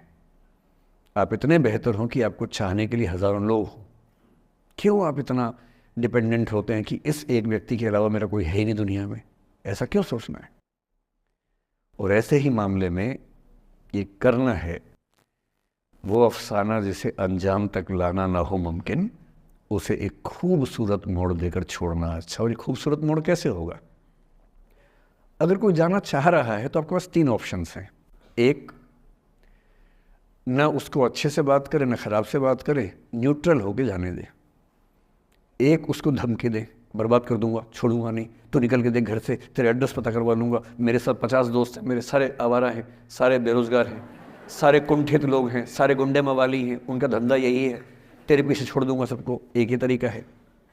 और तीसरा ये कि ठीक है यार, ऑल द बेस्ट, जा सिमरन जा, जी ले अपनी ज़िंदगी। अरे ठीक है, हो सकता है मैं तुझे ठीक नहीं लगा, कोई बात नहीं, लेकिन किसी से मिलो तो बढ़िया से मिलना, तेरी ज़िंदगी अच्छी हो। मैं भी ढूंढ लूँगा किसी न किसी को, थोड़ी हेल्प कर दियो, कहीं इंट्रो करवा दियो मेरी भी, लेकिन ठीक है तू भी जा। ये होता है खूबसूरत मोड़ देकर छोड़ना अच्छा। चिपकू नहीं बनना है किसी के पीछे, ना बोरा जाना है कि तुम जाओ, मैं तो दीवाना, स्थाई दीवाना हूँ तुम्हारा।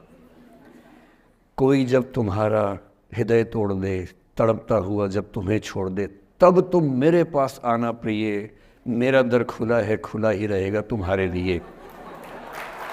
वाह!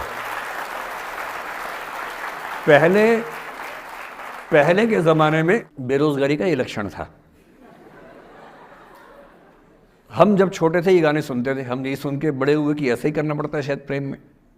तो हमारे स्कूल में लोगों ने इसका पैरोडी बनाई, जब कोई तुम्हारा सर फोड़ दे, तड़पता हुआ जब तुम्हें छोड़ दे, तब तुम मेरे पास आना प्रिय, ये क्लिनिक खुला है, खुला ही रहेगा तुम्हारे लिए, तो बस आ जाना। जब कोई तुमको सड़क पे छोड़ दे, गाड़ी अपनी वहाँ से मोड़ ले, तब तुम मेरे पास आना प्रिय, ये ठेला खड़ा है, खड़ा ही रहेगा तुम्हारे लिए। क्यों भाई, क्यों खड़े रहोगे? बेरोजगार हो क्या? अरे ठीक, जा सिमरन जा, जी ले, और मैं भी जा रहा हूं जीने के लिए। ये दीवाना नहीं बनना है कि तुम मतलब मुझे ना चाहो तो कोई बात नहीं, किसी और को चाहोगी तो मुश्किल होगी। अजीब हाल है यार। तुम ठेकेदार हो कि तेरा ठेका मेरे पास है, नहीं तो किसी के पास नहीं है। अजीब हाल है। अरे ठीक है भाई, उसकी ज़िंदगी है, जीने दो उसको। क्यों किसी की ज़िंदगी में इतना हावी होने का प्रयास करना है? जब आप नहीं चाहते कि आपकी ज़िंदगी में कोई हावी हो, आप क्यों किसी की ज़िंदगी में इतने हावी होंगे? और जब बहुत दर्द हो ना, हमेशा दूसरे के पर्सपेक्टिव से भी सोच के देखिए कि उसको ऐसा क्यों करना पड़ा। क्या पता कोई मजबूरी हो, कभी कभी होती है। मैं बुद्ध की मजबूरी सोच के परेशान होता हूँ कई बार, और फिर मैं सोचता हूँ कि काश यशोधरा जैसा व्यक्तित्व सबका होता। बुद्ध की रियल कहानी क्या है शायद किसी को नहीं पता। मैं जिस कहानी की बात कर रहा हूँ, मैथिली शरण गुप्त नाम के एक बड़े प्रसिद्ध कवि ने यशोधरा नाम की पुस्तक में वो कहानी लिखी है, भूमिका में जिक्र किया। बुद्ध बचपन से ही थोड़े से वैरागी किस्म के व्यक्ति थे। उनकी कुंडली देख के एक ज्योतिषी ने बताया भी था। माता पिता बहुत परेशान थे, शुद्धोदन उनके पिता का नाम था। माता पिता ने बहुत कोशिश की कि इस बच्चे का मन विरक्त न हो। अच्छा महल बनवाया, सारी सुविधाएं दी। जैसे ही बुद्ध थोड़े से किशोरावस्था में आए, उस समय की दुनिया की सबसे खूबसूरत महिला से, लड़की से, यशोधरा से उसकी शादी करवा दी। यशोधरा के पिता ने काफ़ी एग्ज़ाम लिए बुद्ध जी के, वो सारे एग्ज़ाम में पास हुए, तब जाके शादी हुई। ऐसे नहीं हुई, शादी हुई। तो बुद्ध भी ठीक था, रमे रहे उस जीवन में। बेटा हुआ उनका राहुल। अब बुद्ध की विरक्ति का भाव बढ़ता जा रहा था। 29 साल की उम्र के आसपास ऐसा हुआ कि उन्होंने एक मृत व्यक्ति को देख लिया, एक बूढ़े को देखा, एक भिखारी को देखा, एक बीमार को देखा। विरक्त हो गए और उनका मन हुआ घर छोड़ दूं, ज्ञान की खोज में चला जाऊं। अब ज्ञान की खोज में जाएं, उनको पता है कि भाई मेरी पत्नी भी है, मेरा बेटा भी है, राज्य भी है, कैसे छोड़ दूं? छोड़ना जरूरी है। अंदर की आवाज है कि छोड़ो, तुम इस चीज के लिए नहीं बने हो, तुम्हारा स्वधर्म कुछ और है। बाहर की जिम्मेदारी है कि छोड़ नहीं सकते। मैं अनुमान करता हूं कि बुद्ध ने शायद अपने पिताजी से कहा हो कभी कि पिताजी मैं बहुत परेशान हूं, छोड़ना चाहता हूं। तो पिता ने समझा बुझा के मना किया होगा कि बेटा शोभा नहीं देता, ऐसा मत करो। हो सकता है पत्नी से भी बात की हो, पत्नी ने भी कहा हो कि ये क्या बात हुई, हम सबका जीवन तुम पे टिका है, बच्चा अभी बिस्तर से भी नहीं उतरा है, अभी तो चलना भी नहीं शुरू किया है, तुम ऐसी बात कर रहे हो। इसका जिक्र नहीं मिलता इतिहास में कि ये बात हुई कि नहीं हुई। और एक दिन बुद्ध ने तय किया और वो आधी रात को पत्नी और बेटे को सोता हुआ छोड़ के चले गए। इसको बौद्ध परंपरा में महाभिनिष्क्रमण कहते हैं, बुद्ध का अपने घर से निकल जाना। अब बुद्ध चले गए, लेकिन मैथिली शरण गुप्त यशोधरा के पर्सपेक्टिव से बुद्ध को देख रहे हैं। यशोधरा बहुत परेशान है, भाई पति चला गया है, बच्चे का पिता चला गया, मजाक छोड़ना है। राजा परेशान है कि उनका उत्तराधिकारी चला गया है। यशोधरा इतनी परेशान है, बहुत लंबे समय तक छंद आते रहते हैं कि वो कितनी बेचैन है, कितनी परेशान है। लेकिन यशोधरा की सबसे बड़ी परेशानी इस बात से नहीं कि बुद्ध चले गए, इस बात से है कि बिना बताए चले गए, भरोसा नहीं किया। और वो अपनी सहेली से कहती है, सिद्धि हेतु स्वामी गए, यह गौरव की बात। मुझे गर्व है कि मेरा पति इतने महान काम के लिए गया है। सिद्धि हेतु स्वामी गए, यह गौरव की बात, पर चोरी चोरी गए, यही बड़ा व्याघात। सखी वो मुझसे कहकर जाते, कह तो क्या वो मुझको अपनी पथ बाधा ही पाते, क्या मैं रास्ता रोकती उनका? उसके मन में ये मलाल है कि बिना बताए चले गए। वो इस भाव को लेट गो नहीं कर पा रही है, परेशान है। फिर बुद्ध को ज्ञान मिला 6 साल की तपस्या के बाद, बोधगया में बोधि वृक्ष के नीचे ज्ञान मिला। बात फैल गई। जो 5 शिष्य बुद्ध को छोड़ के भाग गए थे उनके बुरे वक्त में, उन्हीं 5 को बुद्ध ने सबसे पहले ज्ञान दिया सारनाथ में, जिसको धर्मचक्र प्रवर्तन कहते हैं। बुद्ध की ख्याति बढ़ने लगी। शुद्धोदन ने बुद्ध के पास, अपने बेटे के पास कई लोगों को भेजा ये कहने के लिए कि भाई यहाँ भी तो आओ, हमसे भी तो मिलो। बुद्ध का ऐसा प्रताप था कि जो उनके पास जाता वो बुद्धम शरणम गच्छामि हो जाता, वापस ही नहीं आता। तो फिर शुद्धोधन ने बुद्ध के बचपन के एक दोस्त को ये कह के भेजा, भैया मैं जानता हूँ तुम वापस नहीं आओगे, पर प्रभावित होने से पहले बोल देना कि पापा याद कर रहे थे। तो वो गया, उससे वायदा निभाया, हो तो गया, बुद्ध के संग में दीक्षित हो गया, पर वायदा निभा दिया। तो बुद्ध ने कहा ज़रूर जाऊँगा, पिताजी की आज्ञा है तो जाऊँगा ही जाऊँगा। बुद्ध पहुँचे अपने कपिल वस्तु, जो अपना इलाका था वहाँ पहुँचे। पूरे कपिल वस्तु में, नेपाल सिद्धार्थ नगर से नेपाल जाएंगे तो नेपाल बॉर्डर पे ही कपिल वस्तु है। मैं देखने गया था वो जगह जहाँ बुद्ध पैदा हुए थे, बड़ा सुंदर स्थान है, आप भी जाकर देखें कभी। तो बुद्ध पहुँचे, रात को एक धर्मशाला में रुके। अब वहाँ हल्ला मच गया कि राजा का बेटा धर्मशाला में। बुद्ध ने कहा भाई मैं देखो राजा का बेटा बन के नहीं आया हूँ, मैं बुद्ध बन के आया हूँ। सुबह उठ के भिक्षा मांगने लग गए उस इलाके में, अपने ही पिता के राज्य में। पिता ने सिर पीट लिया कि भाई क्या कर रहे हैं। फिर बुद्ध ने सूचना भिजवाई कि मैं बुद्ध हूँ, बेटा हूँ संयोग से, ठीक है मैं आ रहा हूँ मिलने के लिए, पर मैं बुद्ध होके आया हूँ, मेरी चर्या है, नियम है, मैं भिक्षा से ही जीवन जीता हूँ अपना। ठीक है, पिताजी ने कहा चल कोई बात नहीं। फिर बुद्ध गए पिता से मिलने, पिता से मिले, सबसे मिले, भरी सभा में। लेकिन यशोधरा नहीं आई मिलने के लिए, लेट गो नहीं कर पा रहे थे। उसके मन में दर्द था, छुप के क्यों गया, बता के जाता। बुद्ध ने पूछा पिता से कि यशोधरा कहाँ है, तो बोले कि वो कह रही है कि अगर बुद्ध मिलना चाहेंगे तो खुद ही मिलने आएंगे मुझसे, मैं क्यों जाऊंगी भाई, आत्मसम्मान भी तो कोई चीज़ है, मैं क्यों मिलने जाऊंगी। तो बुद्ध मिलने गए। सोचिए कमरे में यशोधरा बैठी है, राहुल साथ में। अब राहुल थोड़ा सा बड़ा हो गया है, 6-7 साल का है। बुद्ध गए हैं। अब आपके मन में आ रहा है कि बुद्ध वहाँ जाके बोलेंगे सॉरी मैंने गलत किया, I hurt you, I really feel sorry. बुद्ध है वो बुद्ध, वहाँ जाके क्या बोल रहे पता है, भिक्षाम देहि, भिक्षा दो। और यशोधरा कितनी महान महिला रही होगी, उसने अपने बेटे का हाथ बाप के हाथ में दे दिया। लेट गो का इससे महान उदाहरण दुनिया के इतिहास में नहीं है कि चलो आखिर तुमने आके झुक के कुछ मांगा तो सही। उसकी जितनी ईगो थी, अहंकार था, सब विगलित हो गया।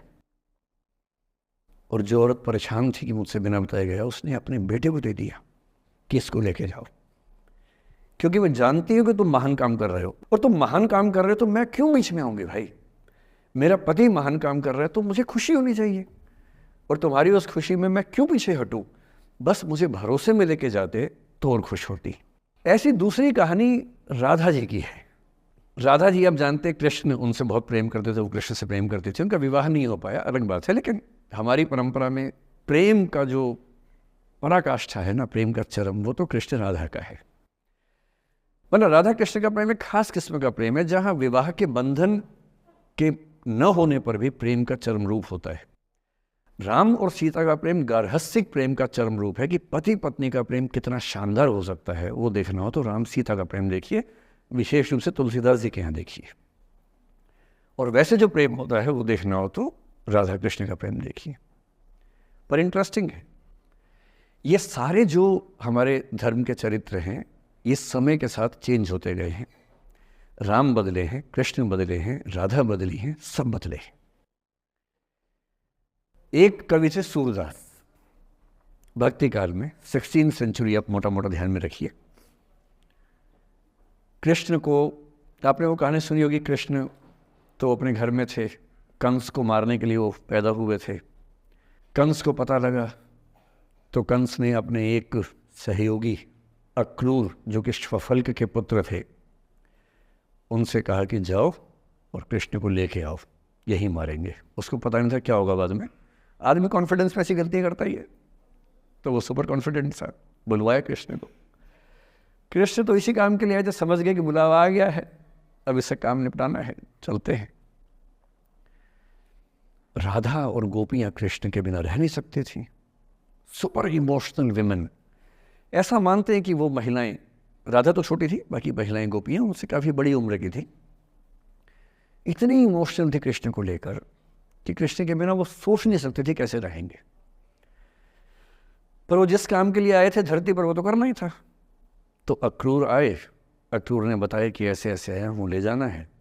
तो कृष्ण और बलराम चले गए। इधर कृष्ण गए, उधर गोपियों का रो रो के हाल बुरा, राधा का हाल बुरा। ऐसी दीवानगी आजकल की फिल्मों में आप सोच नहीं सकते, ऐसी दीवानगी थी उस जमाने में उनके बीच में।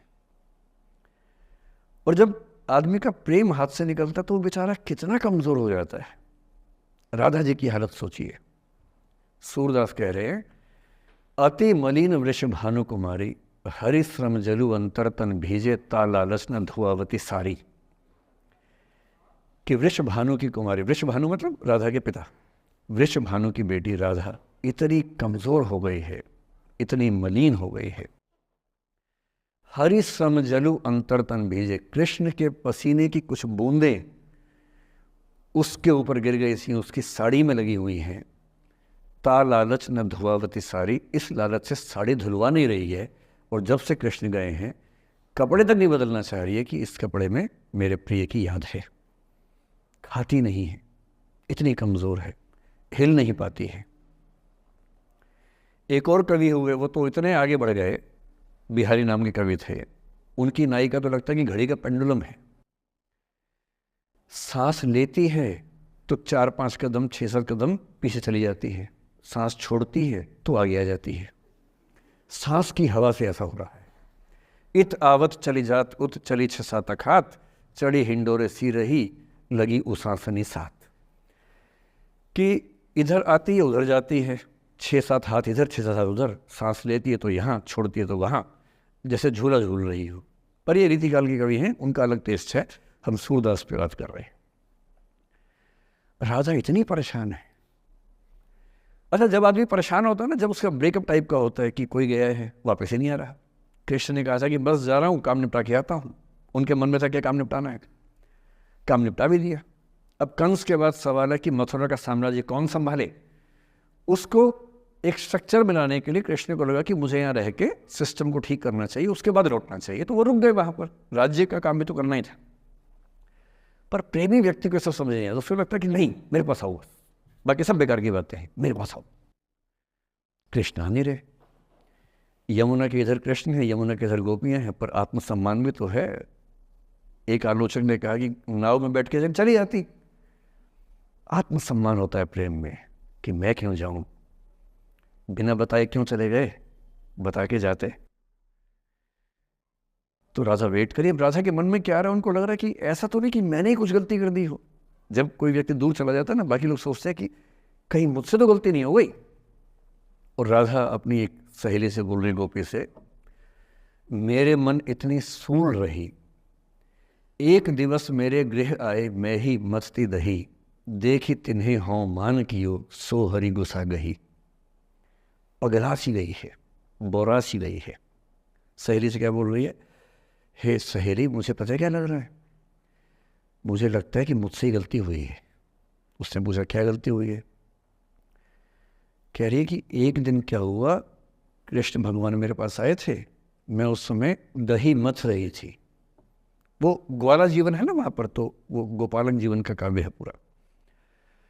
अब वो मुझसे बात करने आए और मैंने उनसे ठीक से बात नहीं की, मैंने मान किया। मान करना मतलब जिसको आपकी भाषा बोलते हैं भाव खाना। मैंने उनसे ठीक से बात नहीं की, मुझे लगता वो नाराज़ हो गए, इसी नाराज़गी से लौट नहीं रहे हैं। मेरे मन इतनी सून रही, मेरे मन में कांटा चुभ रहा है। एक दिवस मेरे घर आए, अब समझ में आएगा, एक दिवस मेरे घर आए मैं ही मथती दही, देखी तिन्हें हाँ मतलब मैं मान की योग, मैंने अहंकार दिखाया, सो हरि गुस्सा गही, गुस्सा आ गया उनको इस बात से। सूरदास की राधा मुक्त नहीं हो पा रही, लेट गो नहीं कर पा रही, वो जी नहीं सकती कृष्ण के बिना। पर फिर देखिए 300 साल बाद क्या हुआ। 300 साल बाद कमाल हुआ। 20वीं शताब्दी की शुरुआत में एक और कवि हुए, उनका नाम था अयोध्या सिंह उपाध्याय हरिऔध। हरिऔध के नाम से प्रसिद्ध है। उन्होंने एक पुस्तक लिखी, प्रिय प्रवास। प्रिय प्रवास मतलब प्रिय प्रवास पे चला गया है। कृष्ण चले गए हैं मथुरा, अब राधा कैसे जिएगी? 20th सेंचुरी की शुरुआत में फ्रीडम स्ट्रगल शुरू हो चुका है। महिलाएं अभी तक स्वाधीनता आंदोलन का हिस्सा नहीं बनी है, पर अब वो समय आ रहा है कि बनने वाली है। और हरिऔध की राधा ने कमाल कर दिया है। गोपियां पूछती हैं, कृष्ण नहीं आ रहे, अब क्या करोगी? ये राधा जी क्या बोल रही हैं? प्यारे जीवें जगहित करें, गेह चाहे ना आवे। मेरे प्रिय खूब जिए, समाज का कल्याण करें, घर बेशक ना आए, कोई दिक्कत नहीं है, मैं चाहती हूं कि समाज का भला होना चाहिए। ये वो बिंदु है जहां राधा यशोधरा बन जाती है, मैथिली संगत की यशोधरा। और जो मैं आपको समझाना चाह रहा हूं उस एग्जाम्पल से वो ये कि हो सकता है कि जिससे आप नाराज हो वो किसी बड़े काम की खोज में हो, वो किसी महानता के रास्ते पर हो। और यदि आपके जीवन में कोई व्यक्ति ऐसा है जो किसी महानता के रास्ते पे है, तो उसके रास्ते को रोकना अपने क्षुद्र हितों के लिए बहुत छोटापन है। और ऐसे मामले में एक ही बात हमें सोचनी है कि वो जिस काम के लिए बना है उसे करने दो। अपने स्वार्थ के लिए किसी को बांध के रखना, किसी को लाश बना के रखना, इसका क्या मतलब है? जाने दो, ऐसा क्या है, कुछ तो बढ़िया होगा। एक स्थिति हम में से कई लोगों की आती है कि वे टॉक्सिक रिलेशनशिप में होते हैं पर छोड़ नहीं सकते। ऐसे बहुत सारे पति पत्नी होते हैं। मैं अक्सर बच्चों से एक बात पूछता हूं कि आप में से कितने बच्चे वैसा ही वैवाहिक जीवन चाहते हैं जो आपके माता पिता का है? मैं आपसे पूछूंगा नहीं, आप चिंता मत कीजिए, लेकिन जब जब मैंने पूछा है, मुश्किल से 1 या 2% ने हाथ खड़ा किया है। 97-98% लोग मानते कि वैसा तो नहीं चाहिए, उससे कुछ अलग चाहिए। क्योंकि हम सब जानते हैं कि हमारे माता पिता भी, हमारे समाज के बाकी लोग भी बहुत समझौते करते हैं ताकि बच्चे अच्छा जीवन जी सके। आप भी करेंगे समझौते, सबको करने पड़ते हैं। ये है कि आप समझौते शायद उतने नहीं करेंगे जितने आपके माँ बाप ने किए होंगे, उनके माँ बाप ने और ज़्यादा किए होंगे। हर पीढ़ी कम समझौते करती है, ये समाज के विकास का एक तरीका होता है। पर ऐसा होता है कि आप एक ऐसे रिश्ते में आप छोड़ भी नहीं सकते, जी नहीं पा रहे, छोड़ सकते नहीं, क्योंकि आप तो छोड़ देंगे, आपके चक्कर में कईयों की ज़िंदगी दांव पे लग जाएगी। कैसे छोड़ दें? 3 छोटे छोटे बच्चे हैं, नौकरी है नहीं, वो माँ अपने पति से रोज़ प्रताड़ना झेलती है, बुरी बातें सुनती है, उसके पास कोई सिक्योरिटी नहीं है, वो बच्चों को नहीं छोड़ सकती, बच्चों को लेके कहाँ जाएगी, क्या करे? टॉक्सिक रिश्ता है।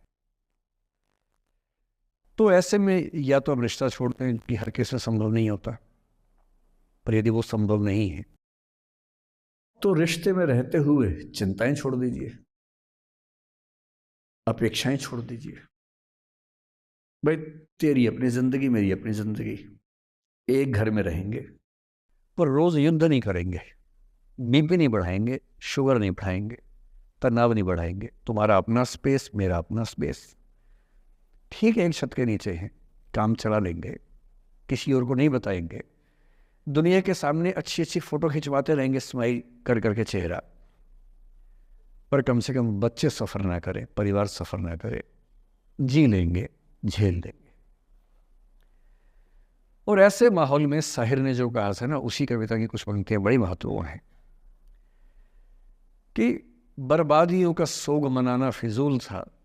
कि बर्बादियां हैं जीवन में, पर ठीक है, कितना दुख मनाएंगे, अब है तो है, क्या कर सकते हैं। बर्बादियों का सोग मनाना फिजूल था, बर्बादियों का जश्न मनाता चला गया। और फिर अंत में इतनी सुंदर बात कहते हैं, गम और खुशी में फर्क न महसूस हो जहां, मैं दिल को उस मुकाम पे लाता चला गया।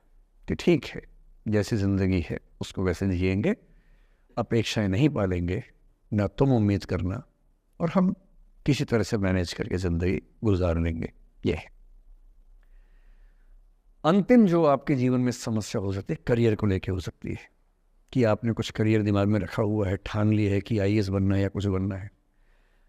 आप कुछ भी ठान लें, सिर्फ आपके हाथ में नहीं होता है, सफलताएं असफलताएं जीवन में रहती हैं। 10-11 लाख लोग IAS का फॉर्म भरते हैं, 5 लाख IAS का एग्ज़ाम देते हैं, 1000 का सिलेक्शन होता है। हर एग्ज़ाम में घुमा फिरा की यही स्थितियाँ होती हैं। पॉलिटिक्स में, स्पोर्ट्स में, बिजनेस में, हर जगह कंपटीशन इतना है। सफल होने की जितनी संभावना है उससे कई गुना संभावना विफल होने की हर क्षेत्र में है। सफल नहीं हो पाए तो क्या करेंगे? और मैंने ऐसे लोगों को देखा है कि आईएएस नहीं बन पाए 20 साल पहले, और 20 साल से रोज़ घुट रहे हैं कि आईएएस नहीं बन पाए। रात दिन यही ख्याल होता है कि आईएएस नहीं बन पाए, या पीसीएस नहीं बन पाए, या कुछ खास सोचा था जो नहीं कर पाए। तो मैं आप लोगों से निवेदन करूंगा कि यदि आपकी आर्थिक पृष्ठभूमि ऐसी नहीं है कि जो बहुत मजबूत हो, तो हमेशा एक बैकअप ऑप्शन ज़िंदगी में लेके चलिए। किसी करियर को दिमाग पे इतना हावी मत होने दीजिए कि वो नहीं मिलेगा तो कुछ नहीं होगा। आप उस दौर के व्यक्ति हैं जहां इतने ऑप्शंस दुनिया में हैं जितने कभी नहीं थे। इतने ऑप्शंस हैं।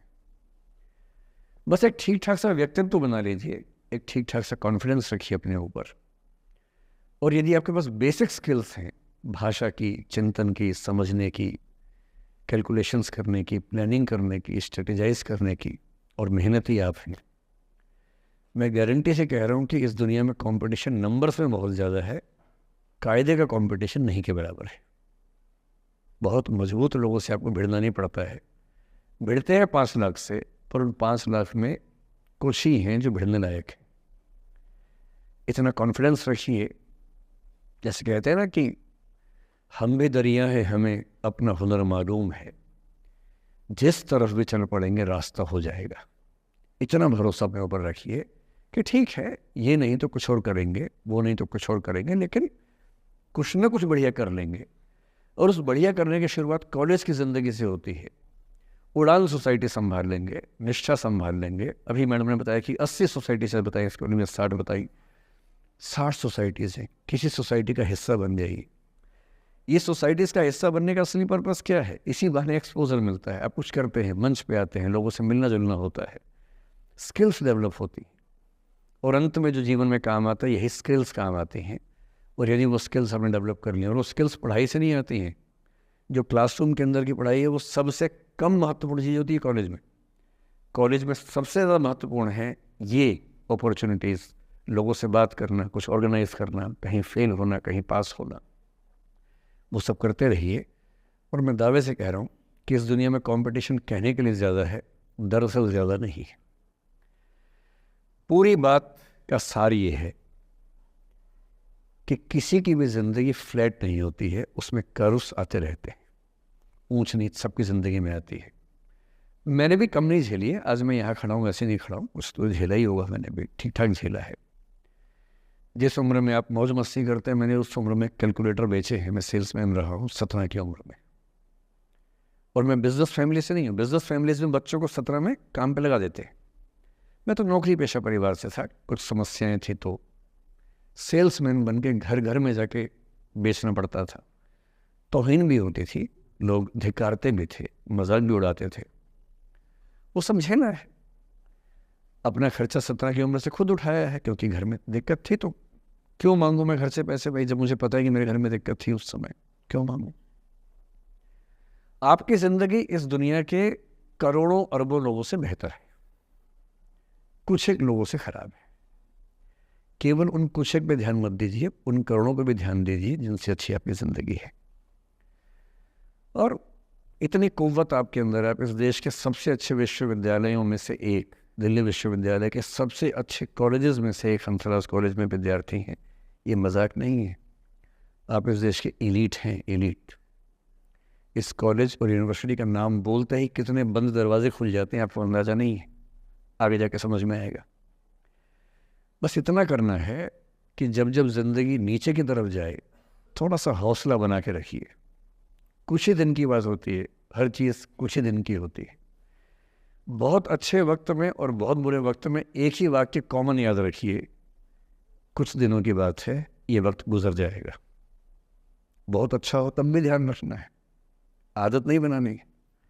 बहुत बुरा हो तब भी ध्यान रखना है, ये सब खत्म हो जाएगा। सोशल मीडिया पर ट्रोलिंग आजकल का एक नया सच है, जो आप लोग बड़ा मुश्किल होता है वो जब झेलते होंगे।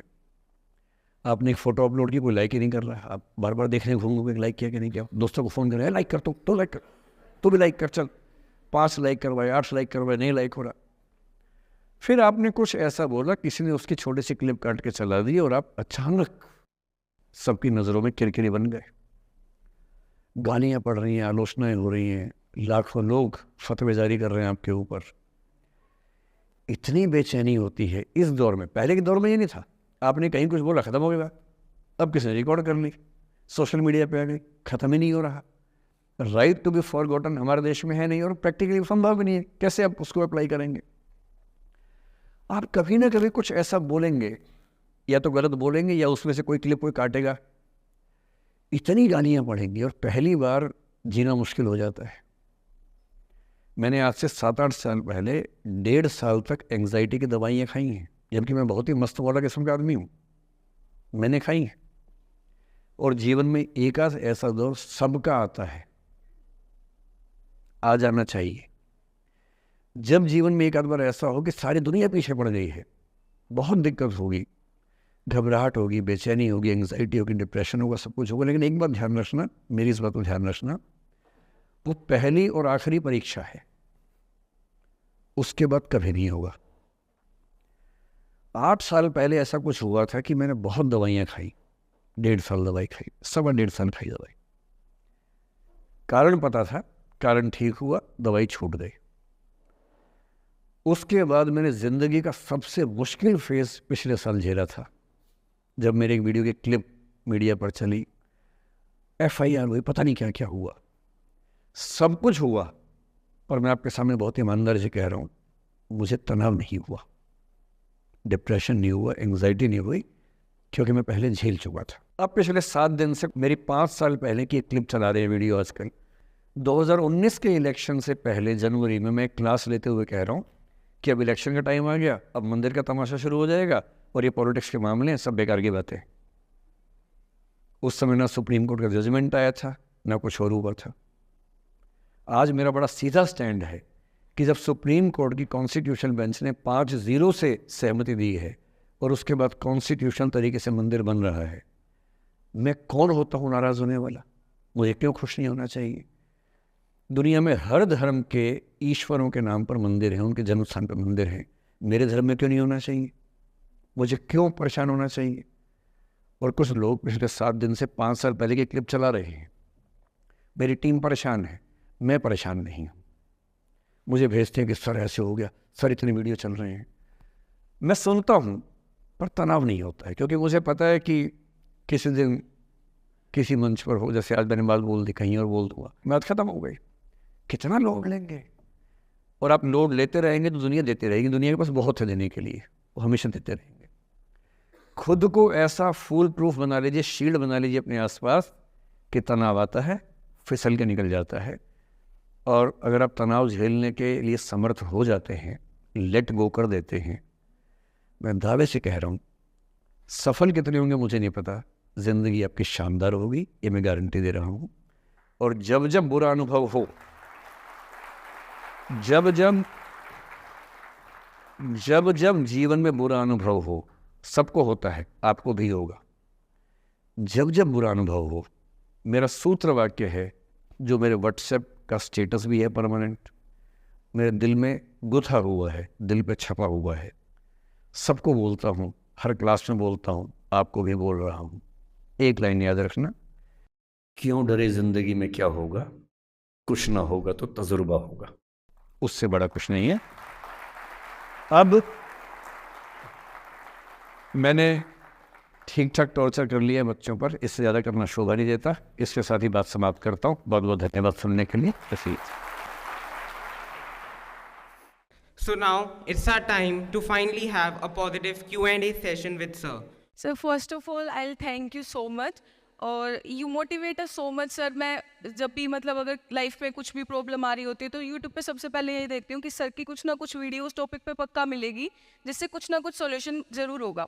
आज जो आपने जो कुछ भी बोला, I am so motivated of it. And this society people give me a question to ask, ये इन्हीं लोगों में से किसी एक का क्वेश्चन है। So I'd like to ask sir, I try every day to study with the same enthusiasm And every second day I feel exhausted and not able to complete the study target. What should I do? So first of all, thank you for saying me thank you. And as far as the question is concerned, I don't know whose question is this, but whosoever has sent the question. जब आप ये कहते हैं कि मैं रोज़ उतना पढ़ नहीं पाता हूँ, इसके बुनियादी तौर पर 2-3 रीजंस हो सकते हैं। पहली बात तो कोई भी नहीं पढ़ पाता है, मैं भी नहीं पढ़ पाता हूँ उतना। हम लोग प्रिटेंड करते हैं कि हम बहुत पढ़ते हैं। ईमानदारी की बात है कि मैं आज तक कभी भी 1 घंटे से ज़्यादा एक साथ नहीं पढ़ पाया हूँ, और मैंने ठीक ठाक पढ़ाई की है वैसे, है ना, आप भरोसा कर सकती हैं इस बात पे। एक तो अपने आसपास ऐसे लोगों से बचिए जो बार बार दबाव बनाए कि मैं तो बहुत पढ़ता हूँ, तो कितना पढ़ती है। आप कितने घंटे का टारगेट लेके चल रहे हैं, एक प्रॉब्लम ये भी हो सकती है। आपकी उम्र में कॉलेज के अलावा अगर आप 3-4 घंटे पढ़ लेते हैं तो पर्याप्त है। कॉलेज के 3 साल सिर्फ पढ़ाई के लिए नहीं है, पढ़ाई से ज़्यादा सीखने के साल हैं, मंच पे आने के साल हैं। दोस्तों के साथ फिल्म देखिए, दोस्तों के साथ आउटिंग पे जाइए, रेस्टोरेंट में बैठ के खूब बकवास कीजिए उनके साथ। उसमें जो सीखेंगे वो केवल पढ़ाई से नहीं सीखेंगे। तो दिन में 3-4 घंटे बहुत होते हैं। और बाकी मैं एडवाइस करता हूँ बच्चों को कि बहुत सारी एक्टिविटीज़, जिसमें से एक एक्टिविटी चाय की दुकान पे दोस्तों के साथ बैठना, 1 घंटे बात करना भी शामिल है। पर्सनैलिटी ग्रूमिंग के लिए बहुत ज़रूरी है। फिर आप लोगों की उम्र में इमोशंस थोड़े उठापटक होती रहती है।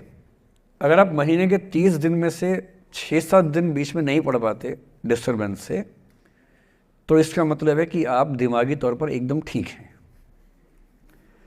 चिंता उनकी है कि जो रोज़ पढ़ रहे हैं। इसका मतलब वो अपनी उम्र में जी नहीं रहे, वो किसी और उम्र में जी रहे हैं। तो ठीक है, कभी कभी डिस्टर्बेंस आएगी, उसको एंजॉय कीजिए। डिस्टर्बेंस बस सुंदर प्यारी होनी चाहिए, इतना ध्यान रखिए, है ना। जिसकी वजह से नींद उड़ी हुई है वो अच्छा होना चाहिए, बाकी तो ठीक है।